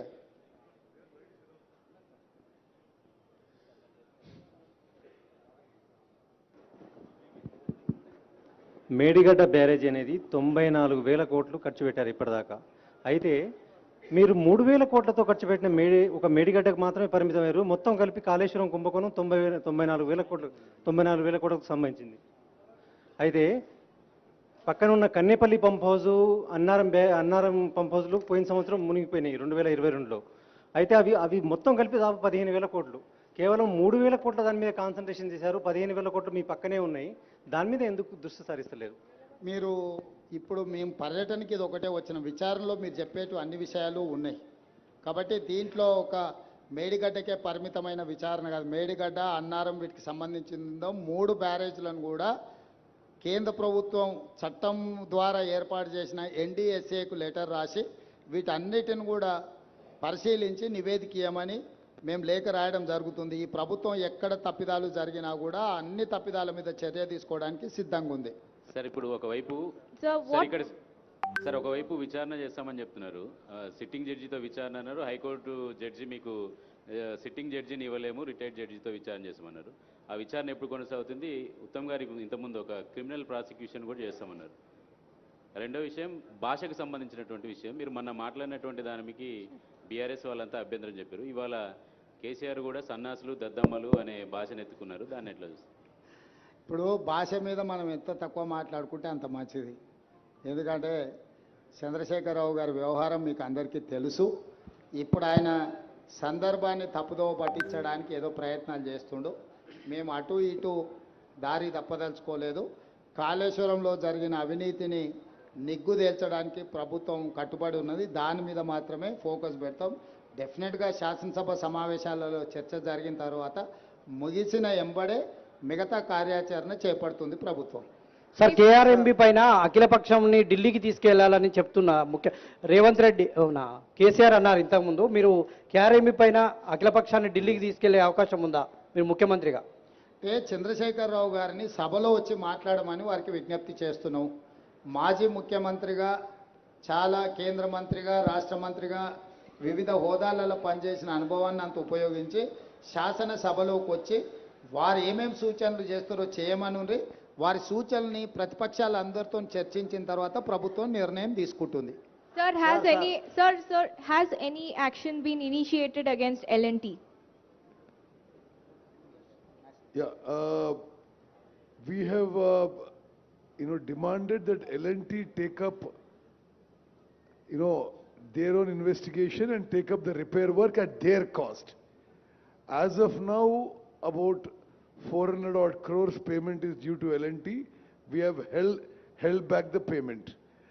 Now L&T has produced evidence that they have been pointing out that there are defects in the design and which are not attributable to them. However, our demand with L&T is that they take up this further inquiry and complete repair and revival of the barrage at their cost and till then, we would, hold back all the payment that is due to them. It's about 400 crores.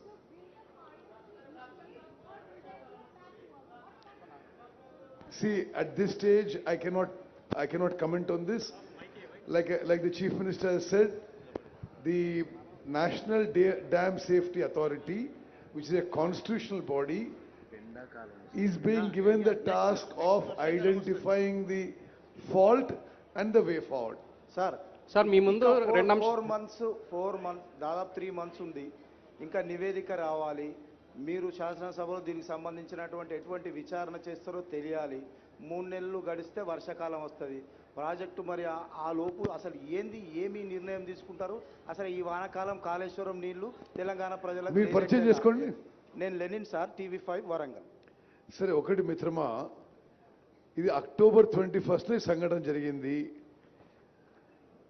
December 7 వరకు, December 7 మేము ప్రమాణ స్వీకారం చేసే వరకు కేసీఆర్ ముఖ్యమంత్రి. మేము ప్రమాణ స్వీకారం చేసి 2 నెలలు అయింది. ఈ 2 నెలల్లో దీని విషయంలో ఎంక్వైరీ, ఇన్వెస్టిగేషన్ ముందుకు తీసుకుపోయినాం. అదేవిధంగా నేషనల్ డ్యామ్ సేఫ్టీ అథారిటీకి ఈ విషయం అప్పచెప్పినాం. అట్ దిస్ స్టేజ్ ఆ యొక్క బ్యారేజీల యొక్క విషయంలో ద వే ఫార్వర్డ్ అది మేము ఇప్పుడు నేషనల్ డ్యామ్ సేఫ్టీ అథారిటీ యొక్క అడ్వైస్ మీద పోబోతున్నారని చెప్పి ఆన్ రికార్డ్ మీకు తెలియజేస్తాం.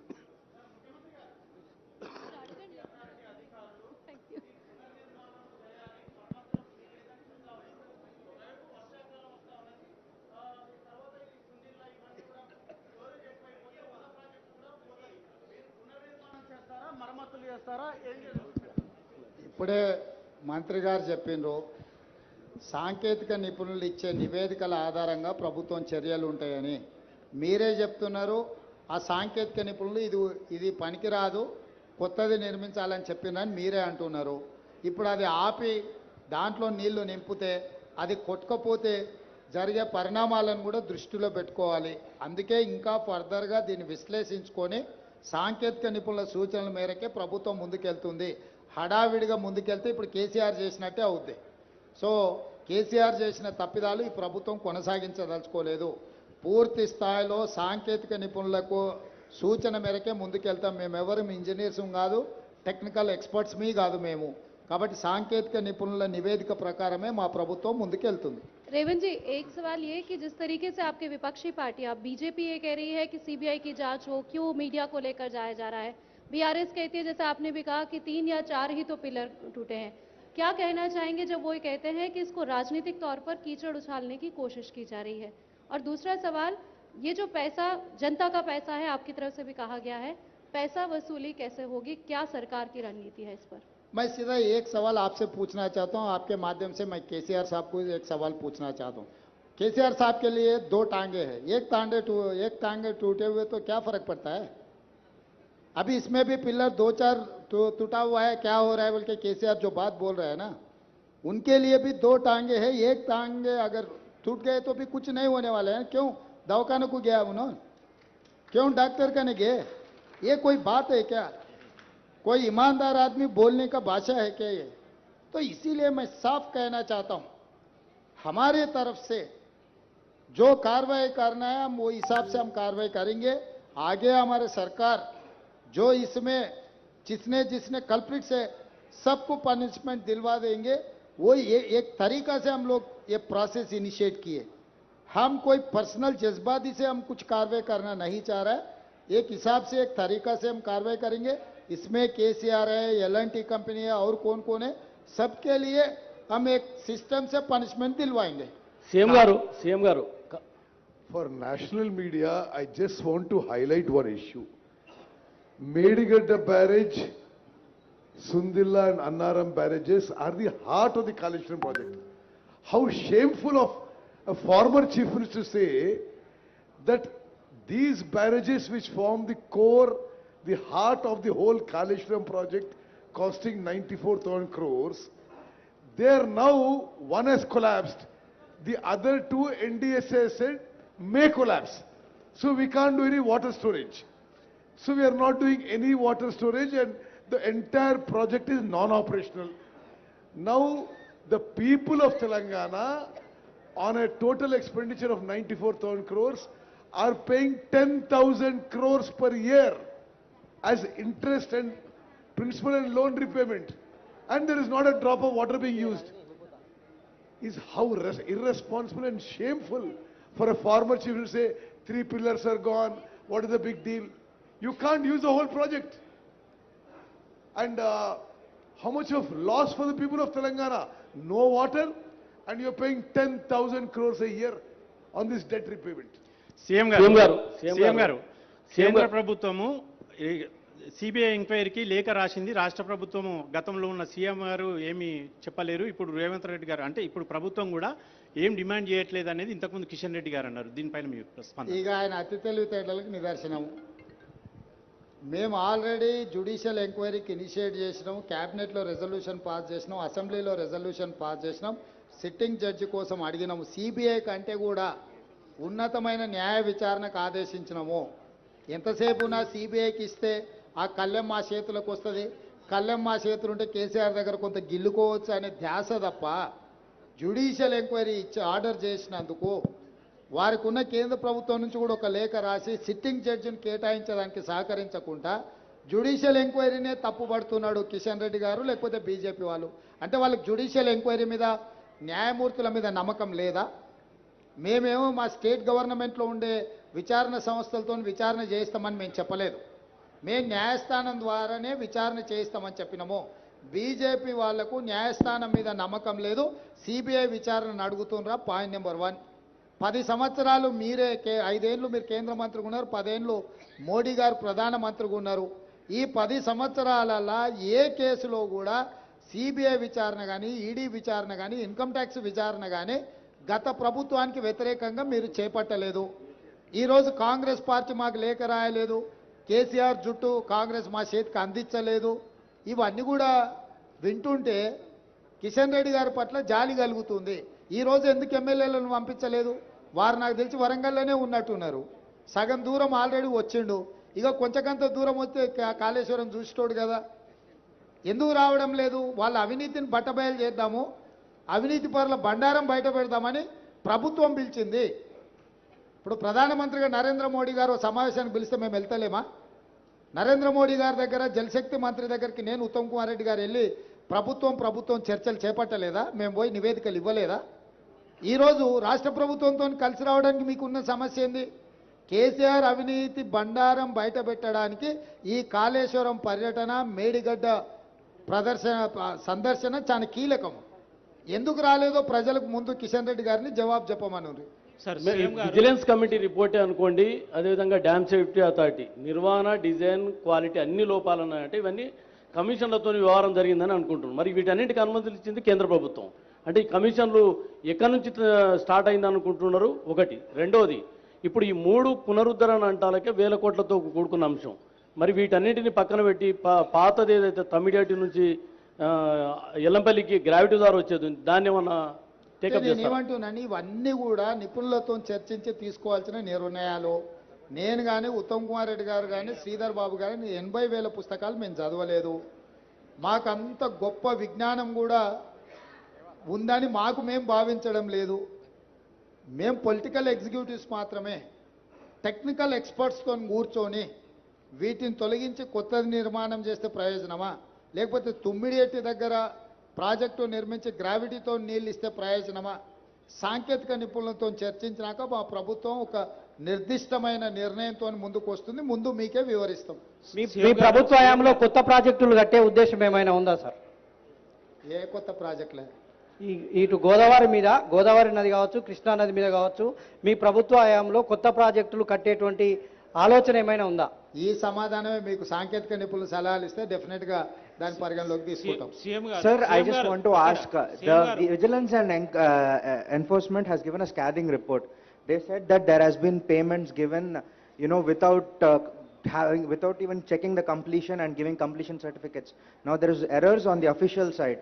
What action are you taking on the officials? Already we have terminated that CE, and further we are going to recover that payments. If necessary, we are going to use R&R Act. Revenue recovery act. CM గారు thank you. CM గారు right sir. గౌరవనీయులకి ముఖ్యమంత్రి గారు రేవంత్ రెడ్డి గారికి సహచర మంత్రివర్గ పెద్దలు ఉత్తమ్ కుమార్ రెడ్డితో పాటు గౌరవ శాసనసభ్యులు, గౌరవ శాసన మండలి సభ్యులు, పాత్రికేయ మిత్రులు, అధికారులకి అందరికీ కూడా హృదయపూర్వకంగా ఈరోజు ఇక్కడికి వచ్చినందుకు కృతజ్ఞతలు